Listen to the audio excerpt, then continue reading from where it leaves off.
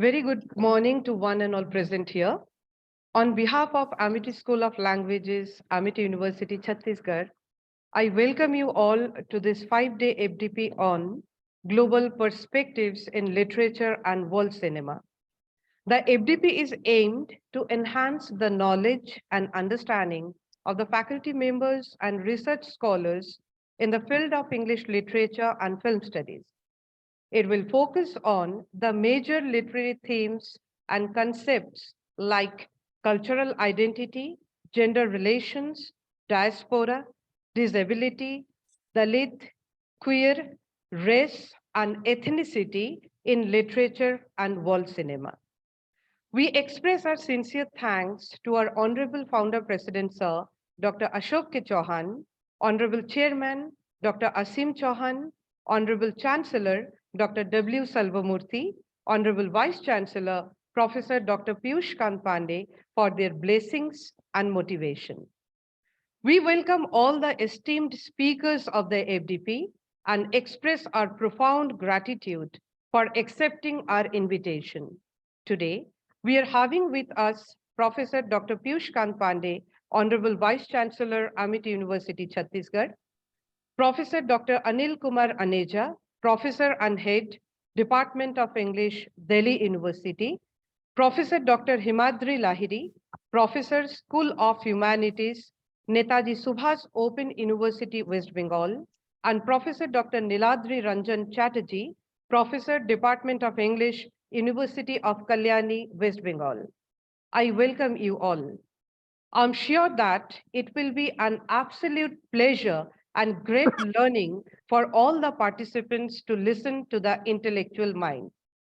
I'm very happy to inform you that we are having nearly 200 participants from almost all the states of India. We welcome all the participants and express our heartfelt thanks for becoming an integral part of this event. The forum will be open for the discussion after the expert talks. I believe all of us will be enriched and enhanced with the insightful deliberations of our esteemed guest speakers. Today's session will be moderated by Dr. Suparna Karkun, Assistant Professor, Amity School of Languages. So over to you, Dr. Karkun. Thank you very much, everyone. A very good morning, distinguished dignitaries, learned professors, faculty, eloquent speakers, and dear participants.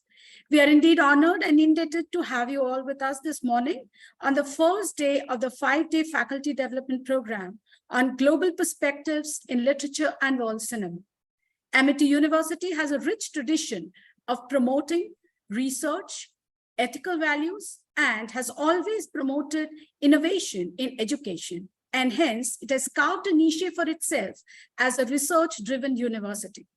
Continuing with the practice of keeping faculty and researchers abreast of the latest theories and practices in the field of literature and world cinema, this 5-day faculty development program is planned, and deliberations on the topic are welcome.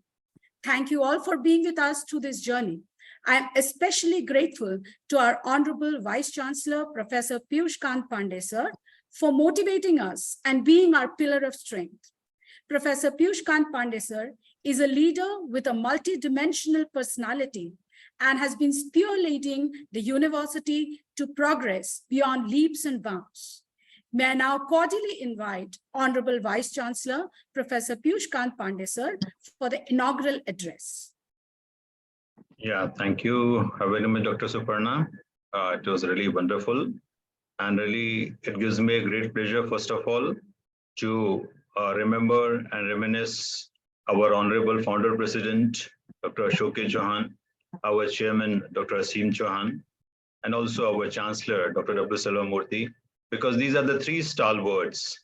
In fact, the very topic of today's program, which is a global perspective, which is one important part where you have taken the global perspectives in literature and world cinema. I would like to, first of all, let all our audience know that into this one, in fact, there are two words are there. One is global, another is globalization. As you all know, if you look into the dictionary meaning, you would find global is something which is worldwide, and globalization is making it, a global. That is a dictionary meaning if you look into the Oxford Dictionary. What I feel, our MIT University had been active in both aspects, being a global also and making it a globalization, globalization in education. Both things, the MIT University had been doing a wonderful work. The very fact that our founder president, when he was exposed to the modern education trends in Europe, particularly in Germany, when he became very successful, he thought, why not this kind of education system should come to our country also. And it was his vision that MIT University took shape into this one. And today it is imparting, along with our honorable Atul Chauhan and Asim Chauhan sirs, this MIT has been able to convert this concept of being global and globalization both into the real practice. And the very fact that our MIT School of Languages has chosen this topic, I appreciate and congratulate, first of all, Dr. Indrani, Dr. Moinul Islam, Dr. Suparna Karkoon, and entire school to have chosen this wonderful topic that is a global perspectives in literature and world cinema. To be very frank, for a very long time, I had difficulty in finding the difference between what is the difference between movies, cinema, and film, because I kept hearing these three words, and for a very long time I used to feel that there are almost synonyms: movies, cinema, and film. But later on, I learned and understood now, which might benefit to some of you also. Basically, movies, whenever we use the word, it is more as a commercial thing, where the commercialization and then a profit earning is a main motive. And when we use the word film, then the film is more towards a kind of a literary kind of a thing, or academic, not literary rather, I must use the word, it is more like a educational kind of a thing. You want to educate anybody, either in education school or maybe to the general public, then you use the word film. Cinema now is a word which is in between the two, which comprises the aspects of both. So, in fact, the very fact that MIT School of Languages has taken the word global perspectives in world cinema, so I'm sure they must have taken this aspect into consideration, that now they are talking about both, as well as the commercial aspects, commercial movie also, as well as the the academic interest also. So I'm sure that this kind of implication they would be certainly bringing into these one. And to me, in fact, cinema, in fact, as you know, that if I'm in a way who is not a cinema fan or movie fan. So I remember some of the movies which I had seen, which were inspired by some literary work. For example, Shatranj Ke Khiladi, I remember very well. Also, I think one movie was there, that Pinjar was there. So some of the movies which I remember, which have been inspired by literary work, and particularly the work by Shyam Benegal and Satyajit Ray. And in fact, they have flawlessly converted this art of converting the literature into in a conversation mode and making it a wonderful presentation. So that both either the literature or the cinema, whatever we call, they're all there. We give expression to the human aspirations, and it is the we humans only who can pass our feelings and our creativity to others by using this wonderful medium of both the visual arts or by the either literary art.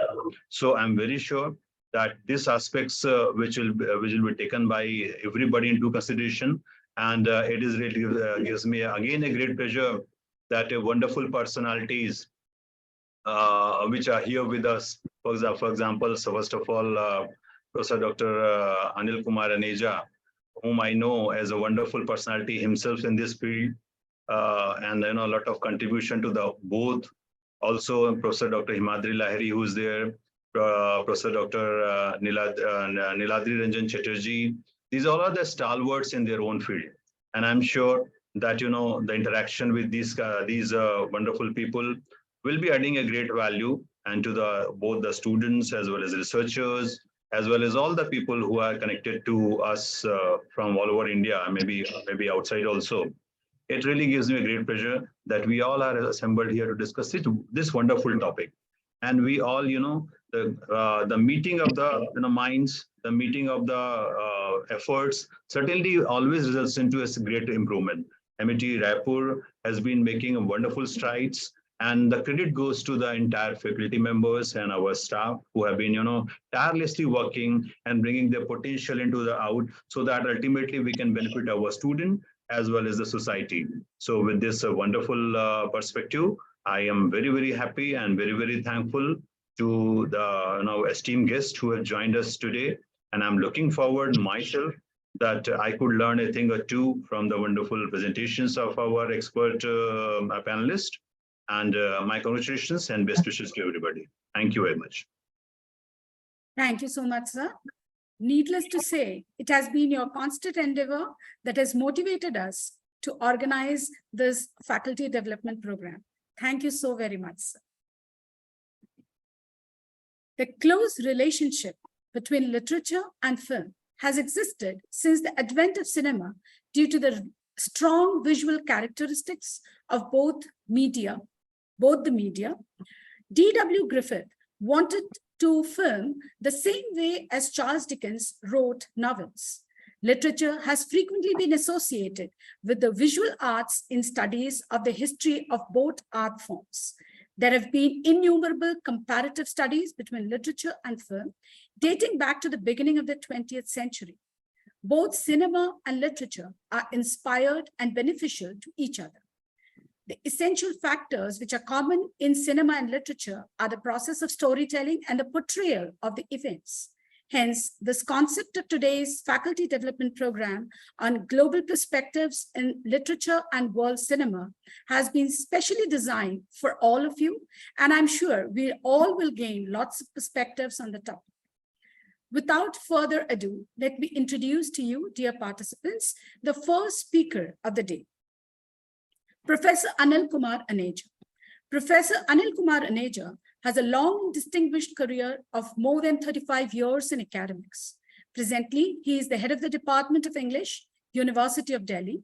His areas of interest include 20th century fiction, disability studies, Indian writing in English, translation studies, diaspora studies, human rights, literature and communication and technology applications.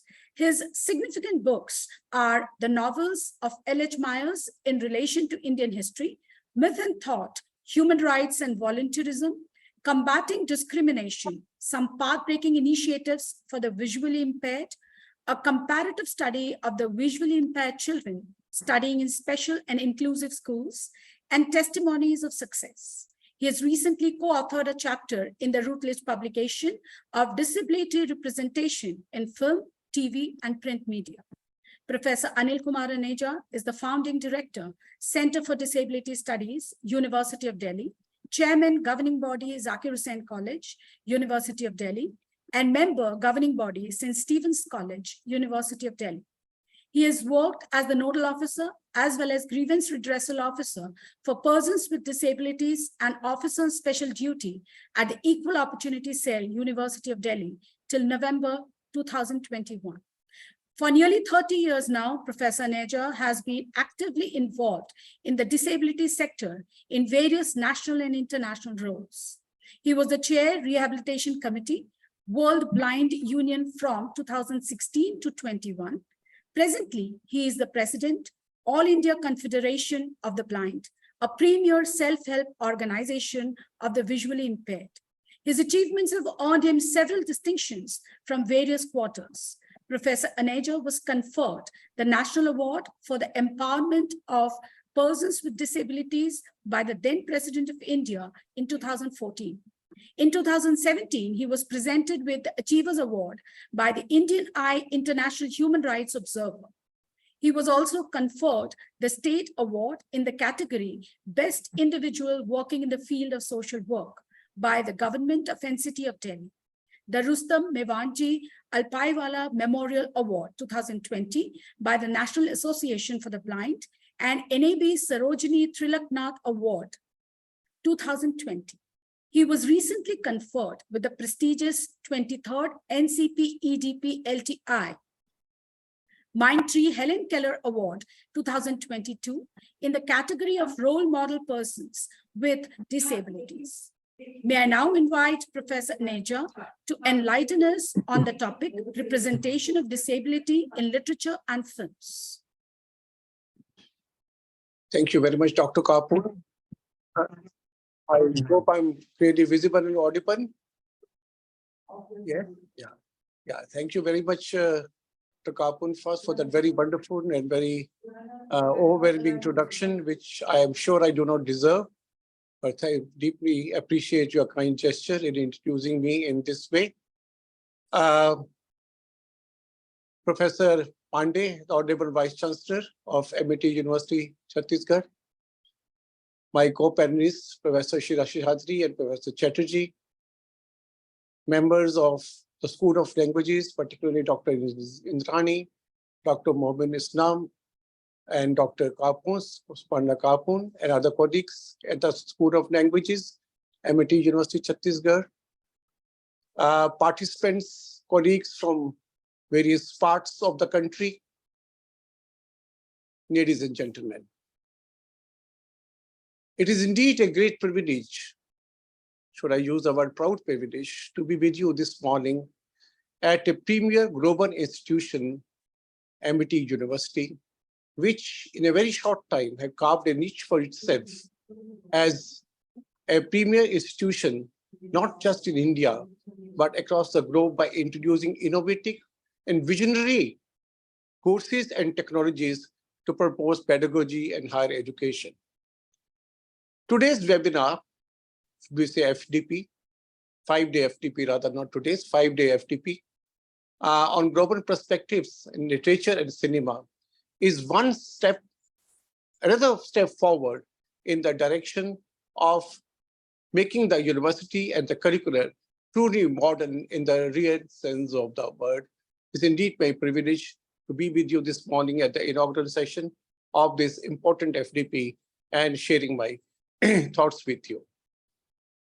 I would begin my submissions by quoting from a famous author, Arundhati Roy, when she writes, and I quote, "There are really no such thing. There's really no such thing. There's really no such thing as the voiceless. They are only the deliberately silenced or the preferably unheard." So when we talk about new perspectives in literature and cinema in the recent times, at a global level, one important leap forward, I hope to argue this morning, which literature and cinema has achieved in giving not just voices to the voiceless, because Arundhati Roy says, there is nothing called voiceless, the voices are always there, but making the voices heard and making the voices not deliberately silenced, but deliberately spoken.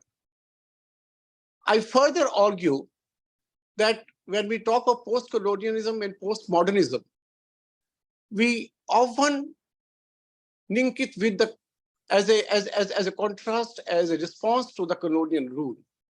And we often say that post-colonialism relooks at the colonial period from the point of view of the colonized. While that is perhaps true, but there are other dimensions to post-colonial studies which are often left undiscussed.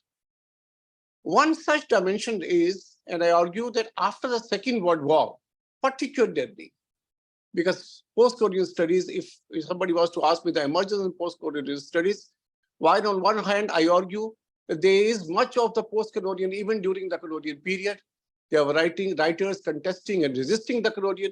There are also those belonging to the colonizers' countries, writers who are questioning the colonizers, but as such, in a very significant organized manner, organized within quotes, the movement of post-colonial studies has begun after the Second World War.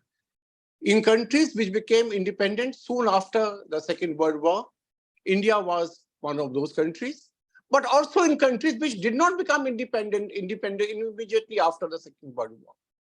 In both cases, the post-colonial studies began soon after the Second World War, and the instrument that was at the root of post-colonial studies, which is often not talked about, is the Universal Declaration of Human Rights of 1948 by the United Nations.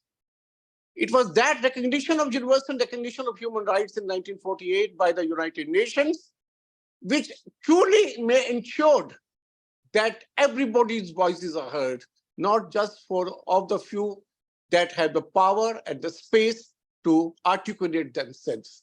Articulate, perhaps anybody could, but expressing the articulate to the audience was not something which was a privilege for everyone.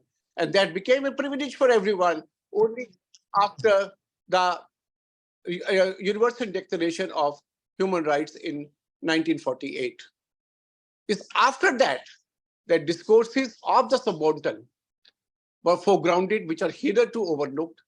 Issues such as gender, race, caste, class, region, and also disability, such discourses were at the forefront of history writers and scholars and gained discussion both in literature and film.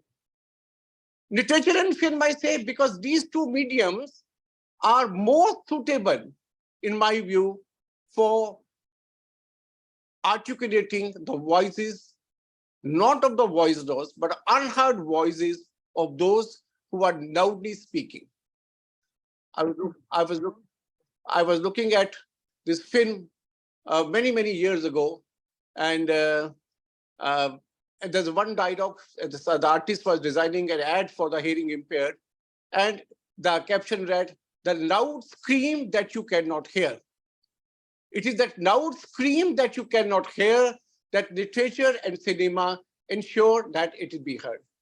Most comprehensive mediums, holistic mediums for expression, not in terms of the fact that the language these employ, the visuality these employ, and the literary or audiovisual techniques these employ are something which are not available in any other medium. But both literature and cinema owe their origin to one common factor, and that is the person or socio-cultural experiences. Both literature and cinema find their material either in personal experience of the writers or other individuals in the society or collective socio-cultural experience. And therefore, these are no doubt the befitting mediums for articulating, foregrounding, I would say problematizing various marginalized discourses.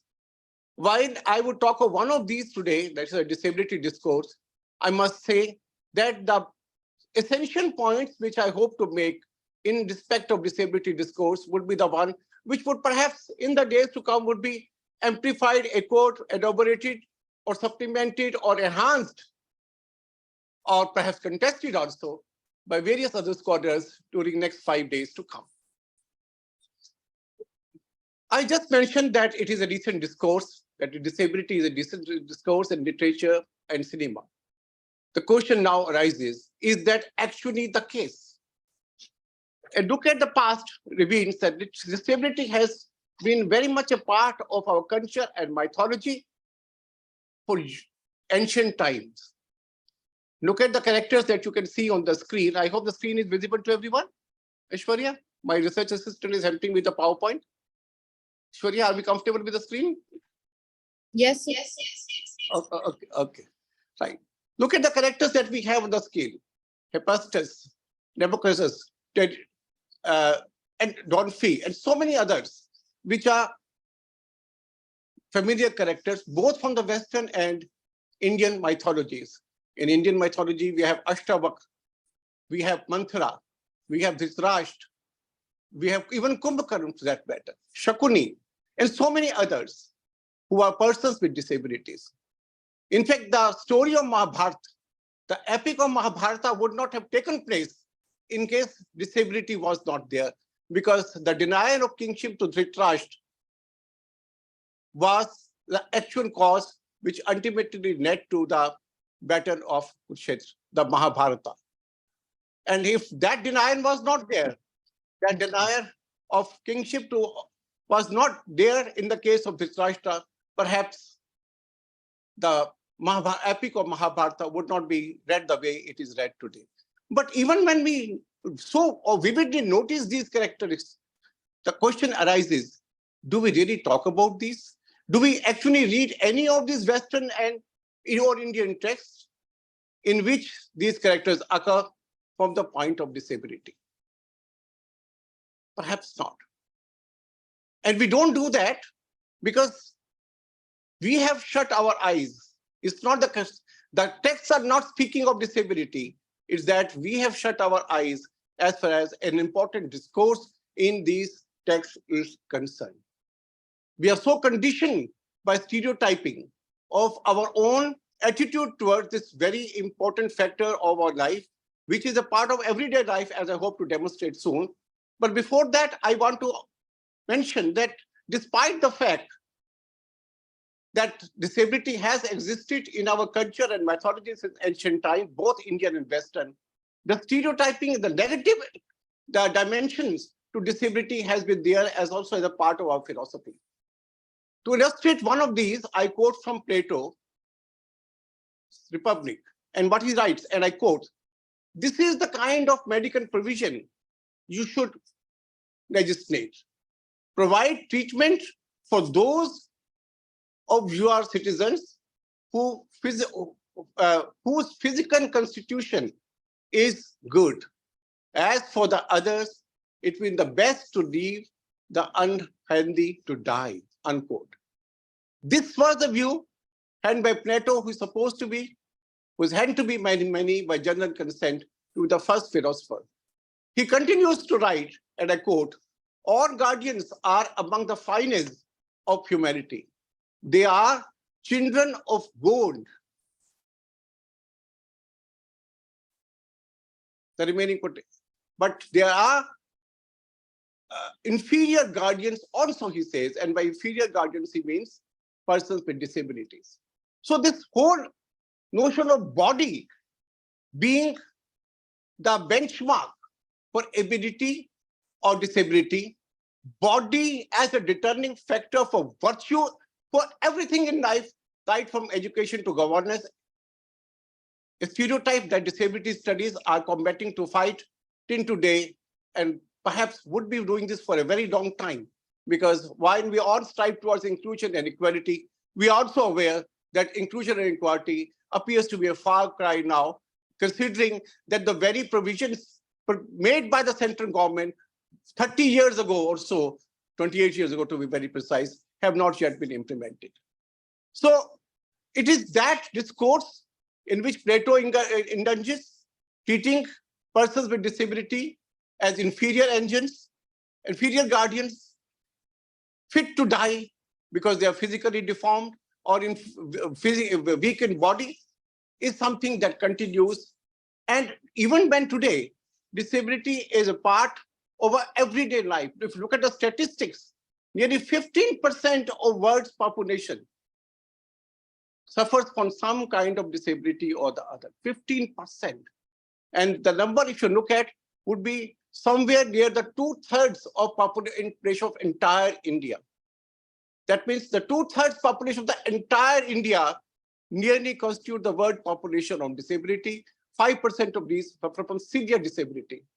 Also, as I hope to demonstrate, the definition of disability has undergone a change. And if you see the pictures on the screen, these pictures, these scenes, these incidents, we witness every time. People not being able to climb the stair because of lack of ramp, people facing difficulty in accessing various other facilities. It's not something that we are unfamiliar with, but surely we are so indifferent to such scenarios, such situations, that we do not pay attention. We are too caught up by thinking the word is hunky dory. Everything is fine. We can enjoy in theater. We can enjoy in a park. We can have a nice barbecue.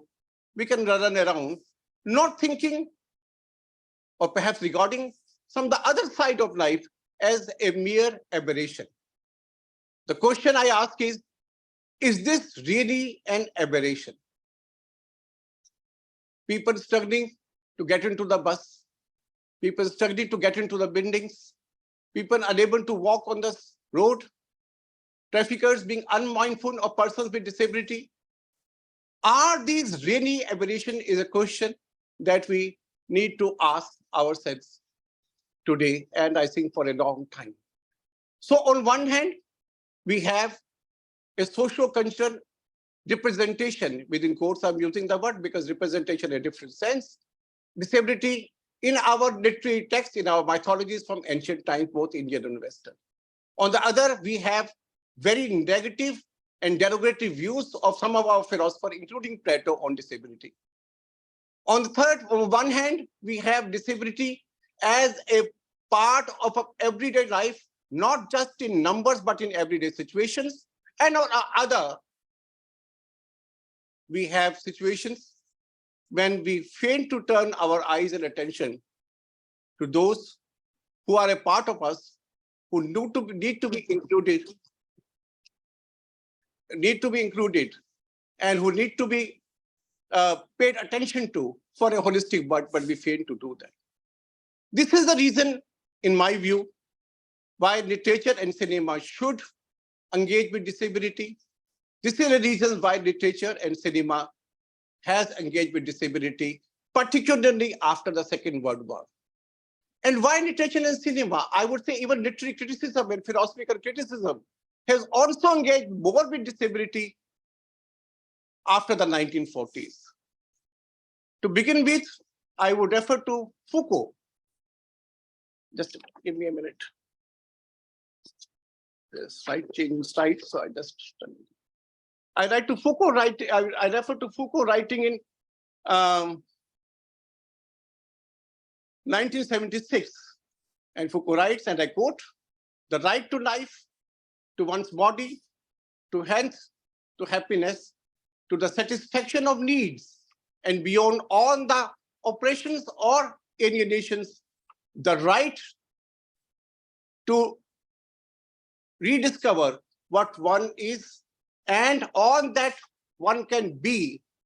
This right that the classical juridical system was utterly incapable of comprehending, the political response to all these new procedures of power, which did not derive either from the traditional right of sovereignty." I unquote. This is Foucault writing in 1976.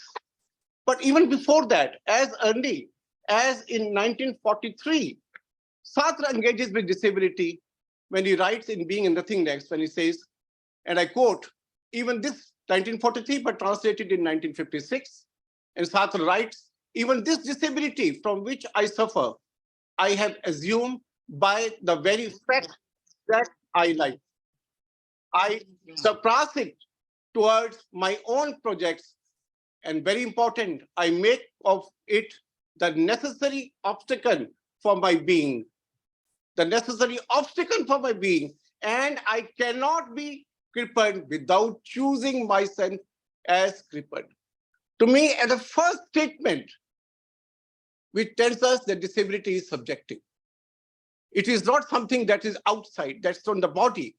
We choose to be crippled, we choose to be disabled, and we also have the power to make this as an agent to overcome obstacles, as an agent to overcome and live our lives. Carrying forward this discourse of disability, Derrida talks about in 1972, and I quote, "The existence of the binary opposition is interdependence." That is, both the components in the binary rely on each other to make one another self-sufficient. I'm not reading the entire quote, shortage of time, because I don't know how much time I have, but I would like to definitely not be more prolonged, but the entire statement is there on the screen. Again, interdependence means denial of hegemony. Interdependence means denial or hierarchies. And if it's denial of hierarchies and hegemonies, then there's nothing called disability and or ability or so-called ability or so-called disability. The point I'm trying to make is that there is a spurt of attention in literature and cinema. And I will come to specific examples in a few minutes. Regarding the marginalized voices and various contours of disability soon after the Second World War, both in philosophy, literature, cinema, and the number is increasing happily day by day. We talked of some 20th century critics writing in the 21st century. Judith Butler writes, and I quote, "Everyone, whether or not disabled, requires support for bodily activities from various kinds of things that are external to their bodies. Every body is permeable in the sense of being vulnerable to being impinged upon by others." And again, I'm not reading the entire statement because shortage of time, it's there on the screen. The point there is whole idea, the essay is called Interdependence, in fact. And the statement talks about the interdependence of body and those who so-called able-bodied and so-called disabled-bodied. And this interdependence breaks down the very hegemony, the very discourse of ableism that we are so used to.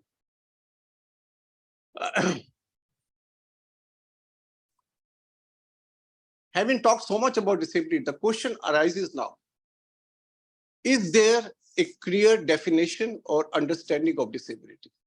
Because when we do talk about a critical term, we should understand what it really means. Happily, and I'm saying happily in this case, the definition of disability is an evolving one. If you look at our 1995 PWD Act, there were 7 disabilities which were identified. If we look at the 2016 RPD Act, there are 20 disabilities which are identified, and there's a space left for the 21st. Any other disability to be notified by the central government. The point I'm trying to make is, it is not that new kinds of persons with disabilities are being born after 1995. No, it is our own understanding and comprehension of towards disability is changing, and we are beginning to recognize that the space that we assign to so-called ability should be and is getting narrower and narrower. And there's more space for persons with disabilities.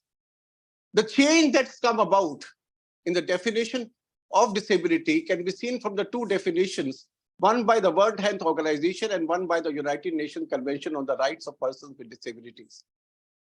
The World Health Organization definition reads, and I quote, "Disability is an umbrella term covering impairments, activity limitations, and participation restrictions. An impairment is a problem in body, function, or structure. An activity limitation is a difficulty encountered by an individual in executing a task or action, while a participation restriction is a problem experienced by an individual in involvement in life situations." But in all the 3 cases that the WHO definition talks about, the focus is on the individual. The problem faced by the individual, that the disability rests in the individual. To use Mike Oliver's term, it's an individual tragedy, a narrative that he obviously challenges in his social model of disability. This is the WHO medical definition, but there's a much more nuanced, happily by an equally valid and perhaps more valid organization called the United Nations, under the United Nations Convention on the Rights of Persons with Disability, which does not see disability as a part of the individual. Which does not see the restrictions and the limitations of activity as stemming from the individual, rather these stem from society. And I quote the definition: "Persons with disabilities include those who have long-term physical, mental, intellectual, or sensory impairments, which in interaction with various barriers may hinder their full and effective participation in society on an equal basis with others," unquote. Thankfully, India has also adopted this definition in our Rights of Persons with Disabilities Act 16. So to go back to my question, which I opened at the beginning of this slide, what is disability? Disability surely is not physical. It's surely not mental. It surely does not rest in the individual. It rests in our attitude. It rests in our mental makeup. It rests in our thought processes. It rests in our cultural practices. And it rests in our social systems, which create barriers for the person with disability. And if that is it, the onus to represent these attitudinal, cultural, social, philosophical, and even political barriers rest on mediums which draw their material, as I said in the beginning, from individual experiences or social cultural practices. And that is literature and cinema. Some of the key terms on disability are also there on the screen. Discrimination versus reasonable accommodation, stigma versus positive attitude, disability studies, and so on and so forth. It's important that these are problematized in literary discourses. And these are being, I am not like others, some others who believe that everything is negative in literature and cinema as far as disability is concerned. Because much of the response to a text, I would be pointing out later when I come to specific examples, rests on the way we look at a text, not with the authorial intentions. When I talk about Tara, I should mention this, but I'm mentioning right now. I see a lot of engagement towards disability issues, in disability issues by Mahesh Tatali. But when I asked this question to him recently in February, when he was one of our guest speakers in the writers' meet at the Centenary Conference of Department of English, University of Delhi, whether he was conscious of the representation of disability in Tara and Bravely for the Queen. He said no. He said these were incidental. But then the case can surely be made for a strong representation of disability in these two texts. I'll come to those issues where I talk about those two texts specifically, which I hope to do in a few minutes. The point I'm trying to make is that literature and cinema must problematize the issues of discrimination, must highlight what we mean by reasonable accommodation, must point out where the stigma in society, social attitude rests, must point out what is positive attitude, and so on and so forth. And some texts have done that. You look at some prominent Western texts on disability. I'm not saying all of them are positive, but I do see, and this goes back as early as 1687, where I see Ephraim writing about disability in the Dumb Virgin, to as late as the 21st century. These are some of the Western texts on disability.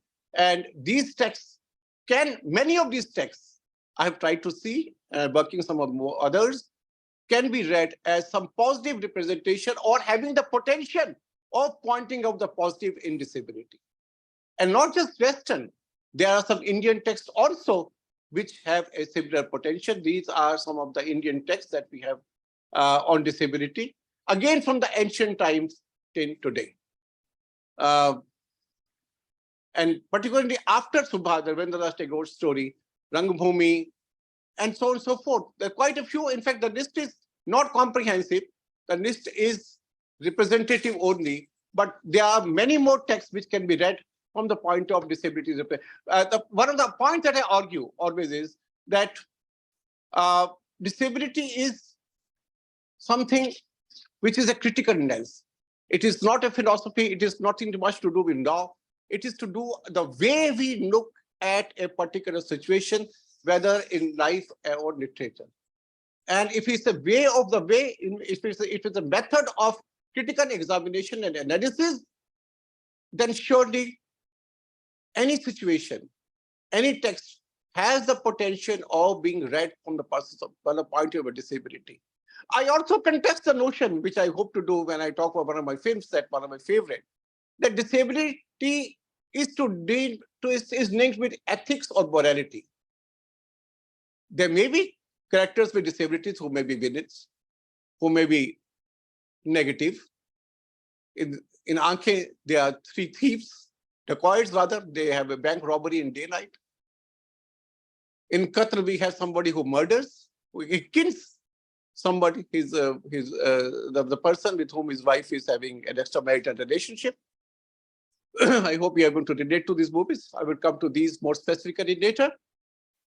The point I'm trying to make is, why put this onus, which society often does, on persons with disabilities to be good, to be moral, to be performing, to set an example?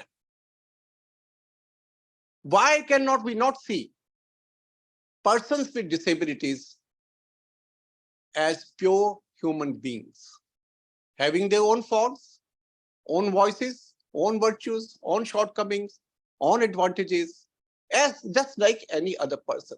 The moment we start building up expectations of performance, whether it's professional performance or moral ethics or anything else, we exclude rather than include such persons.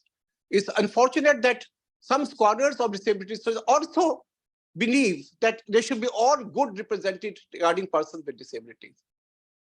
Yeah, I mean, they should be all good represented for everybody. Literature should represent the good. I'm not denying that.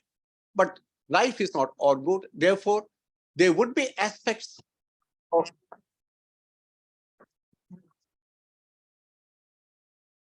there's a request, Aishwarya, to share the slide on the Western text. The slide number 15. If you could share that again. Aishwarya? Slide 15. I've done that. Yeah. Okay, so we continue. So the point I'm trying to make is, So the point I'm trying to make is that our reading of disability in a literary text or in a film should be realistic. Whether good or bad is not the issue. Whether the representation is realistic is the issue. And when we come to realistic representations, we feel that our films, particularly literary works also, but even films, are more and more nuanced as the time goes. And particularly in the last 10 to 15 years, there is a strong attempt on the part of the writers to engage with issues which are a part of the current social legal discourse also.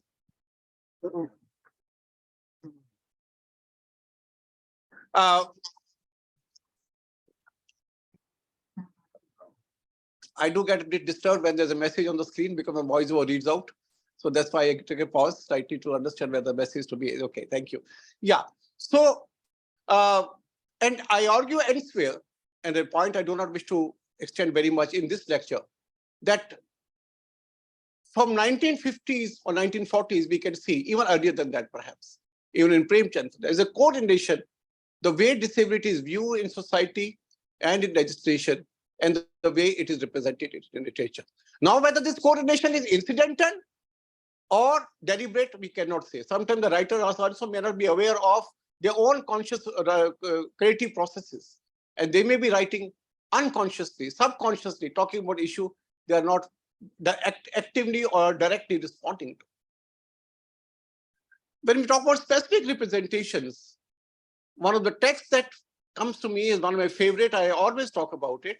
So those, if you have attended my lecture earlier and others, again here, please excuse the repetition, but I do want the world to know about this very famous text, Gulliver's Travels, which to me is the first disability text which talks about the normative and the non-normative bodies.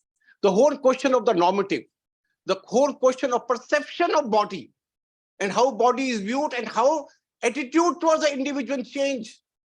The way, from the way the body is viewed by a particular culture is a theme which to me appears on the earliest text. I always hesitate to make the claim first because one never knows what is the first. And I respect my co-researchers, fellow researchers, and future researchers to come up with information which I may not be having. And therefore, I never, though unconsciously one might choose sometime, but I try to avoid using the first. But surely one of the earliest texts that engages with this issue of the normative and the non-normative in the body and how the attitude changes depending upon the way the body is viewed is something that we see in Gulliver's Travels. This is my favorite text also because this text we read from our childhood. I remember reading Gulliver's Travels. I was a very small child listening to the stories, and the perception has changed differently at different times. I read it at the advanced school level, and then at the BA honors, and so on and so forth. And every time the meaning of this text has changed. But when we read this from disability point of view, we see that here is a so-called hale and hearty person, Gulliver, who sets off on a voyage. But when he reaches the land of the Lilliputians, he is no more the hale and hearty person, he is more of a guinea pig. Guinea pig among the guinea pigs, rather, because the Lilliputians, being in majority, treat him with a sense of wonder and awe for somebody who is non-normative. And therefore, they can jump over his body, they can play upon his body, they can do anything to him. Because they are in majority, though much smaller in size compared to him, much less physically powerful compared to him, but they are able to overpower him. He is not the Gulliver that we saw set out upon a voyage. When he goes to the land of the Brobdingnags, another transformation occurs. Now he is a Lilliputian. And he is a Lilliputian. Again, the perception towards his body, towards his character changes depending because of the way his body is viewed. So what is real Gulliver? Is he Gulliver the one who set out on a voyage?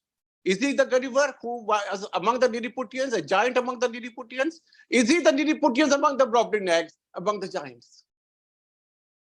What is Gulliver? What is a Norman body? Is a question Swift intended. No, I'm not, while I'm talking about this, I'm not taking away other interpretations of the text. It is a political satire and all that is associated with Gulliver, for fact.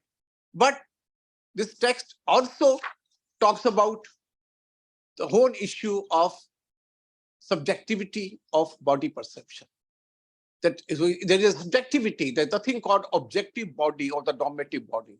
And to that extent, I see this text as representing perhaps the first text, and the earliest, I made the mistake, which I just cautioned myself against. One of the earliest texts on disability way back in 1726, early part of the 18th century. Coming to the 19th century, my texts that I'm going to talk about are representative and texts which are quite familiar to our audience. These are not texts, and this is the point I would harp upon and hammer upon again and again, that these are to be read by a different critical lens now. Jane Eyre, 1847, a 19th century, a very powerful text. In majority of our, I think, syllabus, some way or other, we find Jane Eyre prescribed in all our universities. And yet, how many of us have tried to read this text from a point of view of disability and have set questions in the examinations from the point of view of disability, despite the fact that there is not one, but two characters with disabilities in this novel. Bertha Mason is familiar, the mad woman in the attic. But is she the mad woman in the attic? You know, many people criticize Charlotte Bronte for making her mad and being marginalized. I think this is the point. In 19th century society and literary responses to it, what else could be expected? Did we have very empowered persons with disabilities in 19th century? But women in general, forget even women with disabilities, had their rightful equal place in society. But even when she is the mad woman in the attic, she is not a passive recipient character. The two fire incidents in the text are a clear example of it. She is a rebellious person. She rebels and have acts of violence, as are the acts of violence of another mad person later on, Rushdie's Sophia Zodebia in Shame, are, to me, representations, expressions of the rebel, the reaction, the power, the protest that these characters embody against their treatment. And of course, Rochester himself goes blind, recovers his eyesight later, but the effect is that he is treated very differently from Bertha in the text. Perhaps naturally so, because the treatment of women and men was very different in Victorian society. And Charlotte Bronte is unable to break through that. But again, many argue, David Mission and Sharon Schreider included, they are my good friends.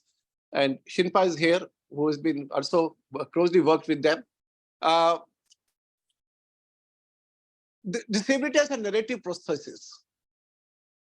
When not all disability is narrative processes. And even if it appears as such, we should see whether we can take out any positive elements of representation, because unless we are able to see the positive in disability representation in text, then we will keep debunking and dumping the literature which is already there. And that's something which may be detrimental to other writers who may wish to portray disability. So while in some texts surely disability is used as a metaphor of disability or narrative processes, my argument always is the very fact the writer chooses to use a character with disability, and I know there are many who may disagree on that, but I argue strongly that the very fact that a writer chooses and gives a full-fledged existence and flesh and blood to that character, we need to see that from our changed perception of disability, a perception as we've seen has changed between the 1995 Act and the RPD Act 2016. Can we not make something positive of that character? Can we not use that as a representative character in literature or cinema as far as disability issues are concerned? Coming to the 20th century, Suparna, if I run short of time, tell me how much time do I have? Sir, you can please continue. You have, thank you. we are so engrossed listening to you, Thank you. we are indeed fortunate to have you, so you can continue. Thank you very much. It's so wonderful having a host who says no freedom, complete freedom, and no restriction of time. Coming to the 20th century, I want to point out to another genre of disability representation which is emerging, and that was disability autobiographies. I refer to Helen Keller's The Story of My Life, 1903. Again, to me, this is one of the earliest disability autobiographies. And I think I can say with some safety that it is perhaps the first disability autobiography by a deaf-blind person.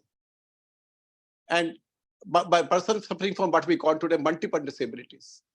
And person not just suffering from multiple disabilities, but a writer, an activist, and a political thinker, and also somebody who has made a mark for herself, not during her own lifetime, but even after 120 years, we remember this text and Helen Keller, who has become a symbol of the empowerment and the potential and the abilities of persons with disabilities.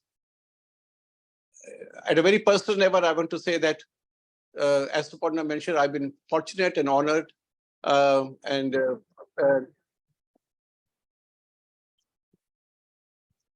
Yeah, that's a good question you asked, because I also had difficulty because I was asked to register again and again. It's a good question. Yeah, for coming back to my text. Yeah, so I would say that this is a text which begins the era of voices of the disabled expressing themselves. There are a number of autobiographies, disability autobiographies today, not just in the West, but also quite a few in India. And a lot of research is being done on disability autobiographies. But Helen Keller's work was the first that talks about her personal experience, relates these to American culture and society, talks about her views on various issues. She was very young. She was around 23 when she wrote this. Hardly a time when one starts writing autobiography. It was a daring act on her part to give expression to that which she had undergone and which had made her what she was. She was, I think, the first blind deaf girl to get a bachelor's degree. So a very important text of disability autobiography. Later on, it's picked up by many. One text I have not taken up here, but I'm very fond of it, is Ernest Buck, The Child Who Never Grew, which was 1950, which was not autobiography, but in a manner of speaking, yes, it is from a parent of a person with disability, and a person suffering from intellectual disabilities and autism and all that. But the point I'm trying to say, this trend that began, we has picked up after the Second World War, and today we have in literature a number of autobiographies coming up from persons with disabilities, which are an important resource, not for the individual experiences, but also the way society has looked at it. These can be used as very important texts in disability historiography. And please look at many of these which are available in the market or in other library shelves. Coming to after the First World War, there's again one of my favorite texts, Lady Chatterjee Never. I don't fail to talk about it in most of my presentations, which has often been seen as a text from a very limited, partial perspective, totally overlooking the representation of someone who is, I would say, at the center of the novel. It's not Lady Chatterjee, it's Clifford. And Clifford is a very powerful, vibrant character, much different from many interpretations of Clifford as a passive intellectual. No, if you see his relationship with Mrs. Boynton and his interaction, some of these, his desires, his reactions to even his wife, when he has some perception that she's having a relationship outside, he's a full.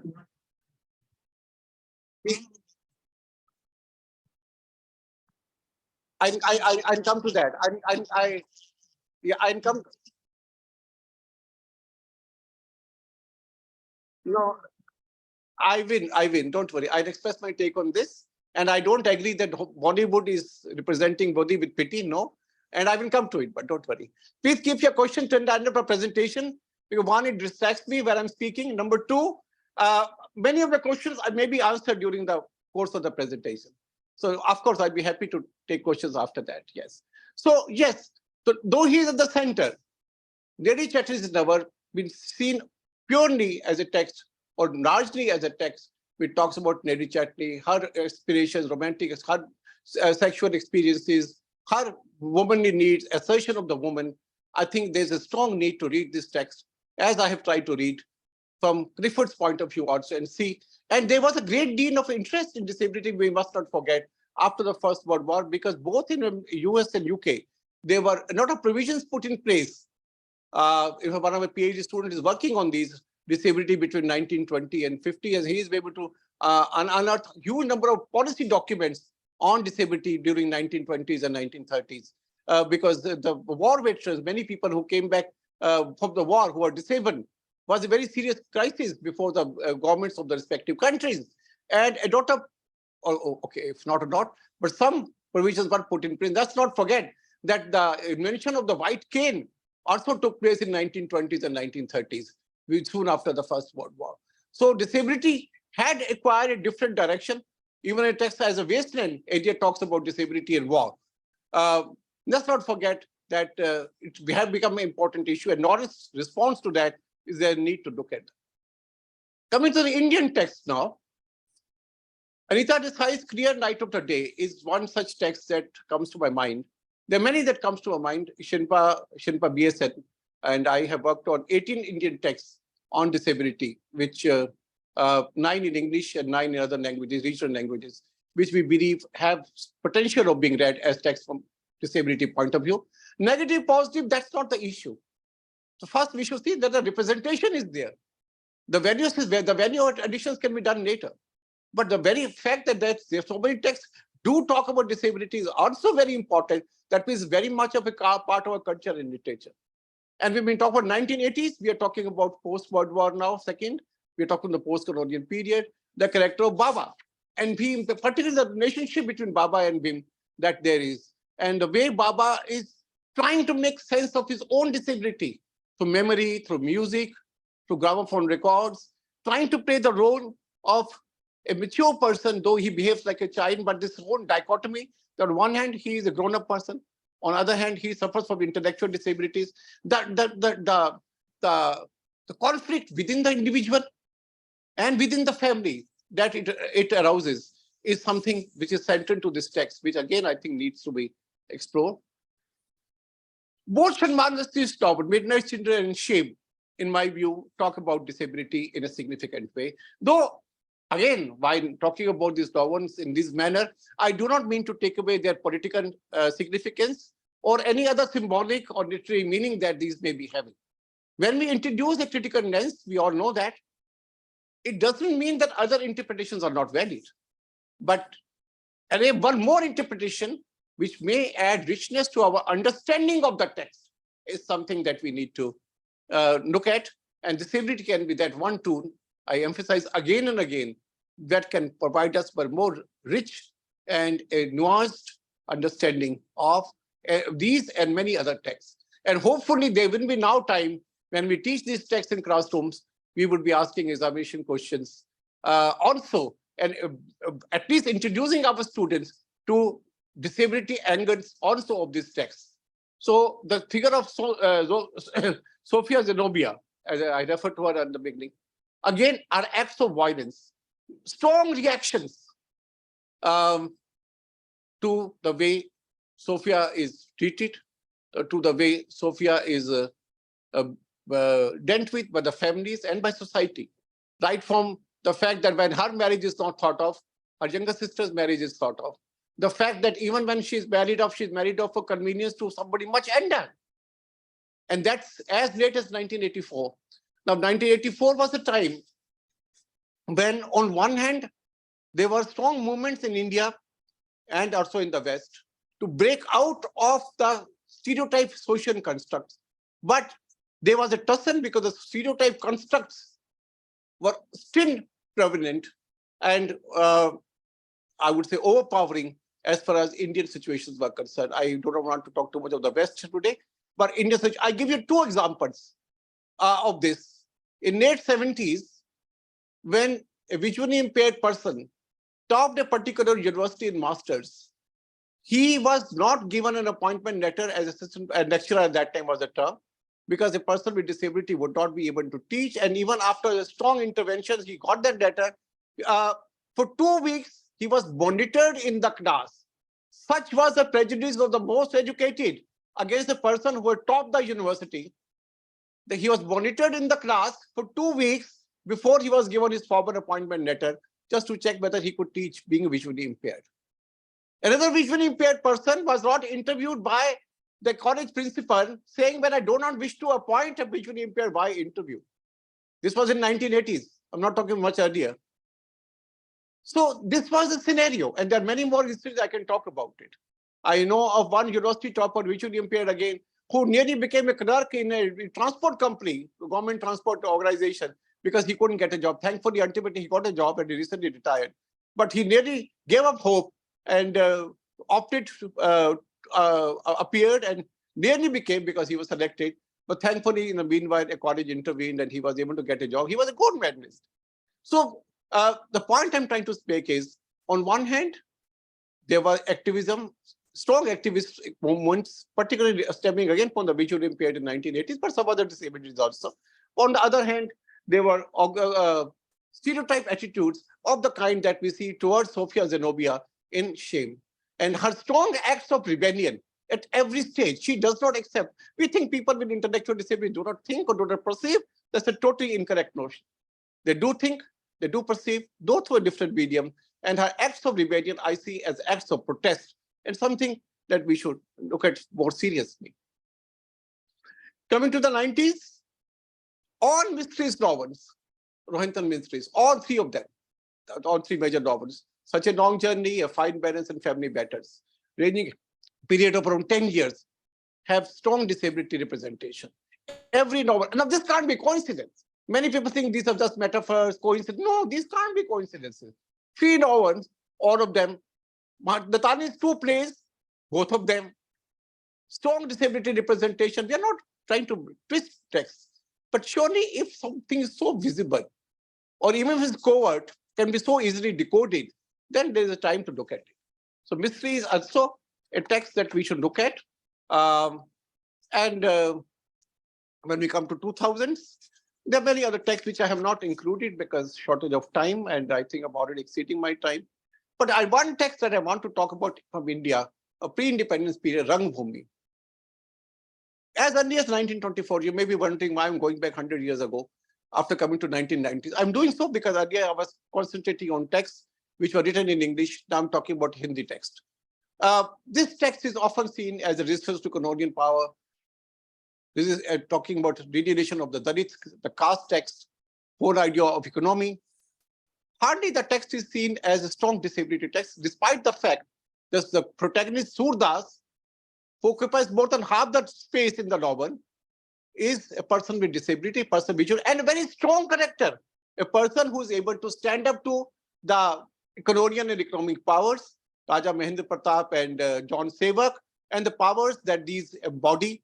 who is able to fight the prejudice of the society, who is able to counter even when allegations are leveled against him of immorality and so on. A character who is so independent as it is movement. And this is not coincidental because this text came out in 1924. In 1923, there was the first discussion to set up a brain press in India. So there were discussions already, and Premchand, being a social reformer and a social activist, could not have been unaware of, and there was an institution in Banaras, the place where Premchand spent many years of his life. The point I'm trying to make is that this text all exists. I'm not rewriting this text, or I'm not writing. Yeah, rewriting maybe because I'm looking from different point of view, but at the same time, these texts do exist and have not much been talked about from the point of view, which is our central focus today, that namely disability, and we need to look at these. Coming to the place, I already talked about Mahesh Dattani's Tara. Tara, again, is a gendered text. It's seen as a gendered text.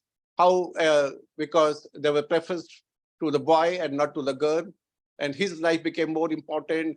But the point is, here is a very vivacious, very positive, and very active, resistant child with disability. And even Chandan, for that matter, is a person with disability.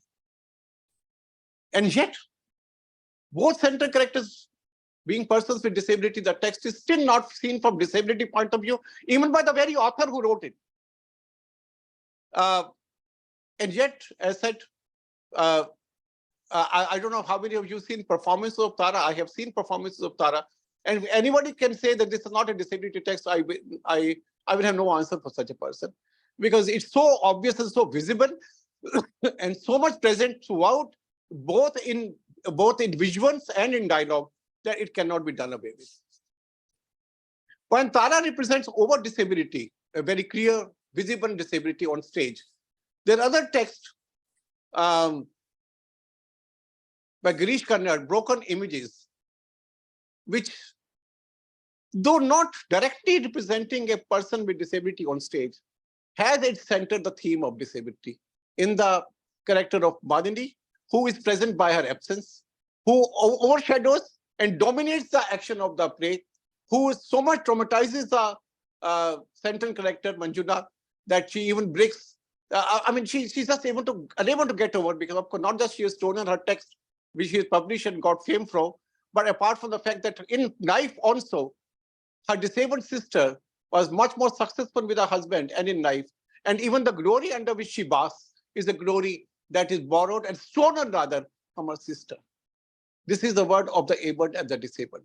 As Madhani is not present, and this is one text which is bringing on technology to represent disability. Again, a text I keep adding. We have not looked at from disability point of view. Of course, unlike Dattani, I have not asked Girish Karnad ever this question, so I don't know. But I have not seen any reference to it. Not too many of these, as far as disability rendering of this text is concerned, and we need to look at them. Though, in fact, this is the time when disability doesn't need to be. I mean, Dattani does that experiment in Bravely for the Queen. Disability is more invisible than visible. It's not there. It's more talked about. And here also it's more talked about. It's only talked about. We never see Madhini on the stage. But Manjuna is tormented throughout. And so it's her sister that's the cause of, her disabled sister, that's the cause of her tragedy. And very powerful, very active, intellectual, physical. Even the relationship that her sister and her husband share is very different from the way Manjuna and her husband share the relationship. Both in personal and professional life, her disabled sister overpowers the central character. And yet this text is not looked at from disability point of view. When we come to cinema, advantages are much more than literature, because it is a direct encounter with the audience. There's no page in between. You can see a life of a person with disability, or any other life for that matter.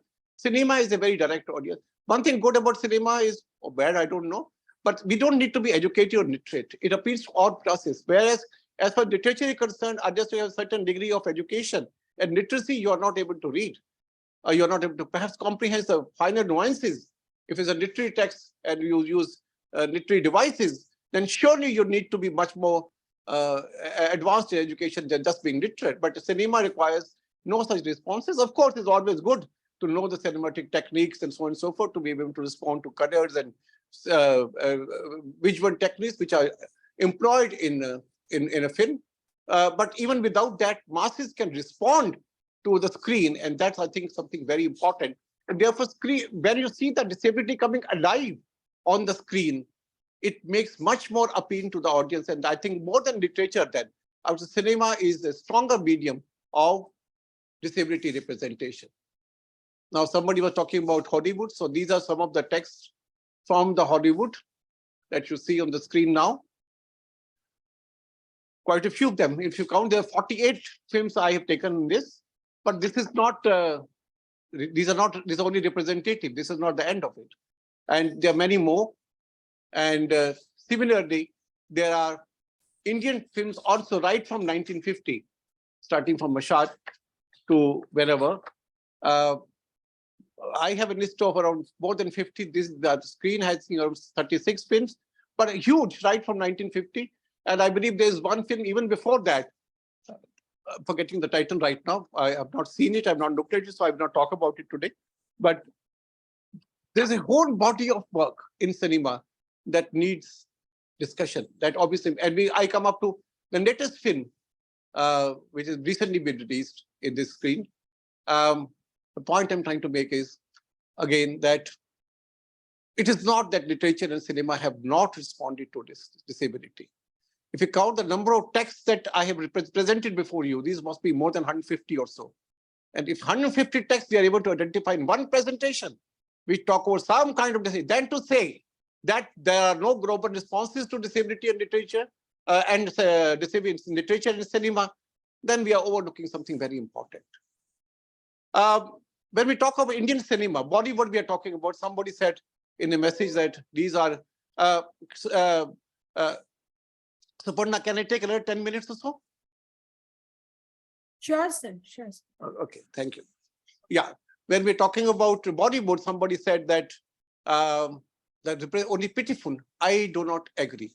And to dispense that illusion, I want to talk about a film which to me was a turning point on disability in Bollywood cinema, Sparsh, which was not accepted by the distributors very easily. When it was accepted, it became a box office hit. Perhaps, if, again, one of the earliest, I have to modify my language, one of the earliest disability film which was consciously made on disability issue. In fact, I may tell you a secret, the film is based on somebody who has been my mentor from class 6 till the end of his life. We lost him in COVID in 2020, became an international personality. He was my school principal and my English teacher. It's based on him, and it is shot in the very institution in which I studied. So the doctrine, the incidents, the story is very familiar to me. I can relate to it at a very personal level. This is a film directly coming out of personal experience and stark reality of disability, particularly visual impairment, which was actually there in 1980. It has actual places, actual individuals who some of whom may still be alive today. First time consciously, the Sridin Shah and Shavana has been took on the roles, and the director consciously chose a theme directly, not just addressing disability, but using the domain of a school, which was school for the visually impaired. To dispel the illusion that there's pity in Bollywood cinema, I would present to you a brief clipping from Sparsh to illustrate my point. Aishwarya.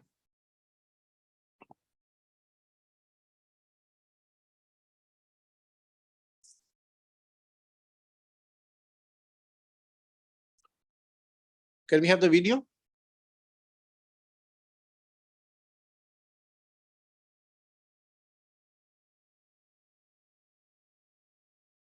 Shwarya, we're not able to get. So, do we see any pity in this?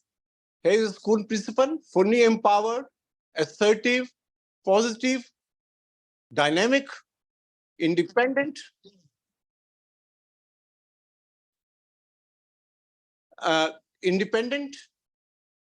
and telling the person to forget the word pity. Is that pity? I said this was a turning point. Films on disability after 1980 have not been the same. There is a continuous evolution of disability response and positivity in Indian cinema. Again, there may be exceptions. I'm not denying that. But in general, there is a continuous evolution of disability positivity and response to in Indian cinema after 1980, after Sparsh. Please watch this film in case you're not seen it. Very, very powerful film. Another powerful film, this is one of my favorite. And another, this is what I was talking earlier, Aankhein, 2002, in which there are 3 visually impaired dacoits who are well trained to rob a bank, and they're able to rob the bank in broad daylight and fool the whole world. Even the police inspector cannot believe that these were persons with visual impairment. Could we have the video, please?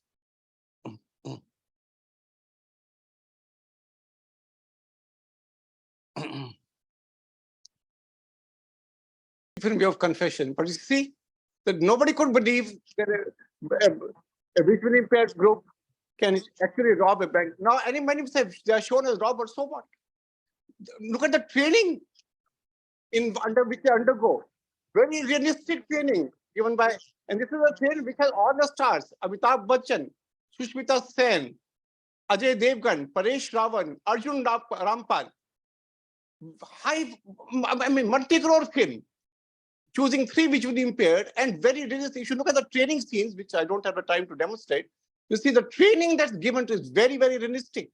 And yeah, at least the director is born to present persons with disability in a way which is not accepted, but that is one way of breaking the stereotype also. The 2005 movie Black talks about the theme of inclusion in education for multi-disability persons with multiple disabilities, which became very current. Remember that we are in 2000s. 2002, the ad hoc committee on the writing of the UN CRPD was formed, and the convention was signed in was passed by the General Assembly in 2006. And these films are 2002 and 2005, so clearly marking a new phase of disability discourse in Indian cinema. Black, please, the video. Amitabh Bachchan, Rani Mukherjee.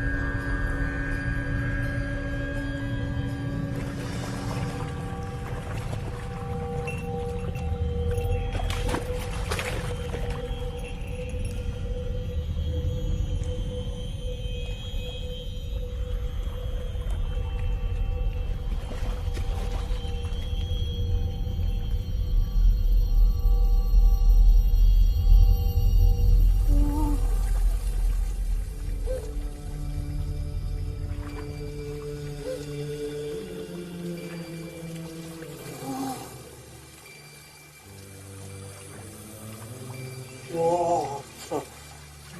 It's more than double. Hey, what?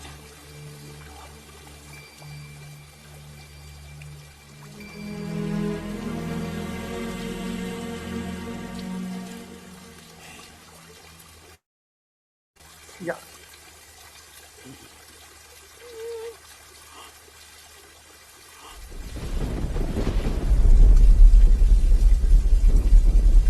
This is better life. Yeah. Sir, excuse me.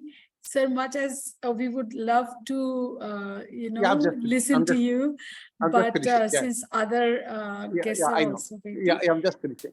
So, though it's true that cinema has moved a long way from very, should I say, uh, uh, very pitiful, as was said earlier, very passive representation of disability to something nuanced, something enabling, empowering, from single disability to multi-disability.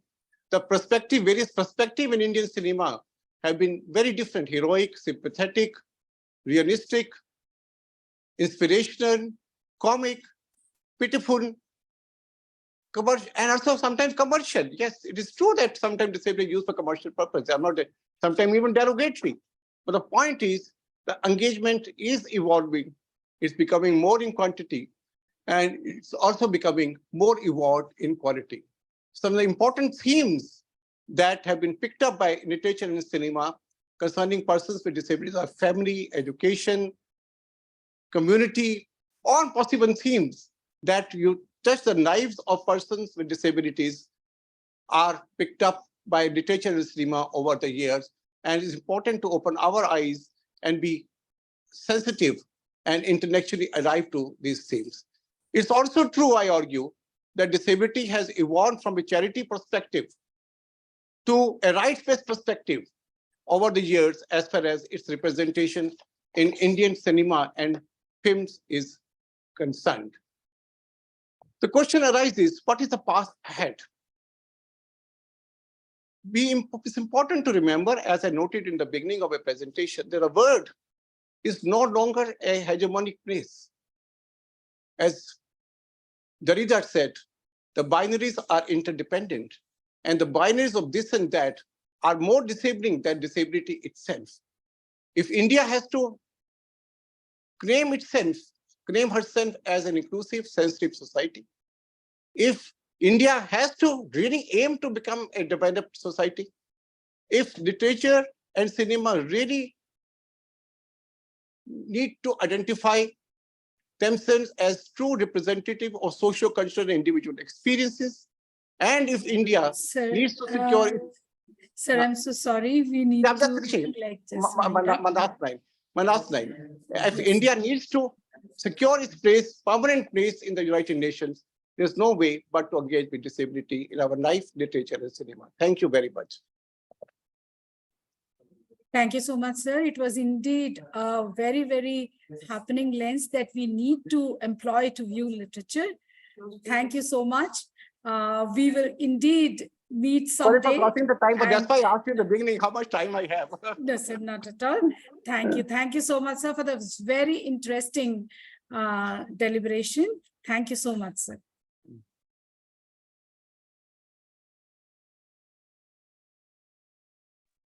Dr. Suparna, please introduce the next guest speaker. And Yes. questions, so we will definitely take and we will send it to Professor Anil Aneja, sir. So I'd like to leave now. I have another meeting. Thank you very much for inviting me. Thank you. Thank you so much. Thank you so much, sir. Thank you. Thank you. It's a matter of great privilege for me to introduce the second speaker of the day today, Professor Himadri Lahiri. Professor Lahiri retired from the Department of English and Cultural Studies, the University of Bardhaman, West Bengal in 2016. Subsequently, he taught at the Department of English, Vishwa Bharati Santiniketan for about a year. He is currently serving the School of Humanities, Netaji Subhash Open University, Kolkata, as Professor of English. He was a fellow of Salzburg Seminar, American Studies Alumni Association, Salzburg Seminar, Austria, 2006, and was awarded the Oliver Reddick Prize for the Indo-American Center for International Studies in 2001.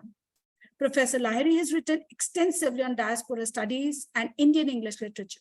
His recent publications include 2 books, Asia Travels, Pan-Asian Cultural Discourses, and Diasporic Asian Literatures in English, and Diaspora Theory and Transnationalism, Orient Black Swan, 2019, 3 book chapters, Pioneers Across Kalapani, Reading Gurmitya's Routledge, 2021, Generational Perspectives in Partition Narratives, and Citizenship Question in the Transnational Context, Literary Perspectives, Routledge 22, and a journal article, Reading Modernism in the Wasteland, Eliot's Use of Montage and Collage, DGUS, Dibrugarh University Journal of English Studies.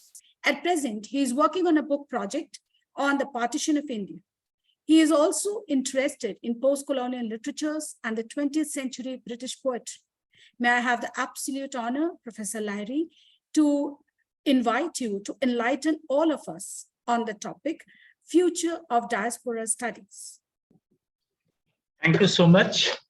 It's a pleasure to be here and interact with you and speak on the future of diaspora studies.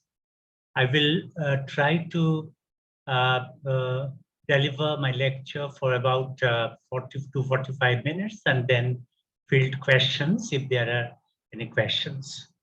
Okay, as you can understand that the thrust area of my presentation, of which is concerned with the future of a particular discipline. We have already recognized diaspora studies as a particular discipline that is being studied, on which lots of researches are being pursued in Indian universities and elsewhere abroad. And therefore, I think this has become a very important area for students, researchers, and teachers. And because of this, I would like to have my own opinions disseminated among you so that I can have your responses as well. Because probing into the future is not a very easy kind of thing. And whatever I am trying to say about the future of this particular studies is based on what is happening right at the moment, both at the ground level and at the discursive levels. So from that point of view, as you know, this presentation is mainly speculative, but it is, I think, solidly based on the happenings at the ground level today. Diaspora studies, which deals with migration mainly, but when I say migration, migration is of different types. So we cannot summarize in one word or two what migration is. But diaspora studies basically is concerned with the migration from one's own country to another, which involves a cross-country, across the border movement, which is very important. And in this respect, I will like to say that I am not concerned with internal migration. And some people, some critics also use the term internal diaspora. And I don't accept this term because right from its inception, diaspora basically suggests transnational movement and not movement within the country, within a nation state.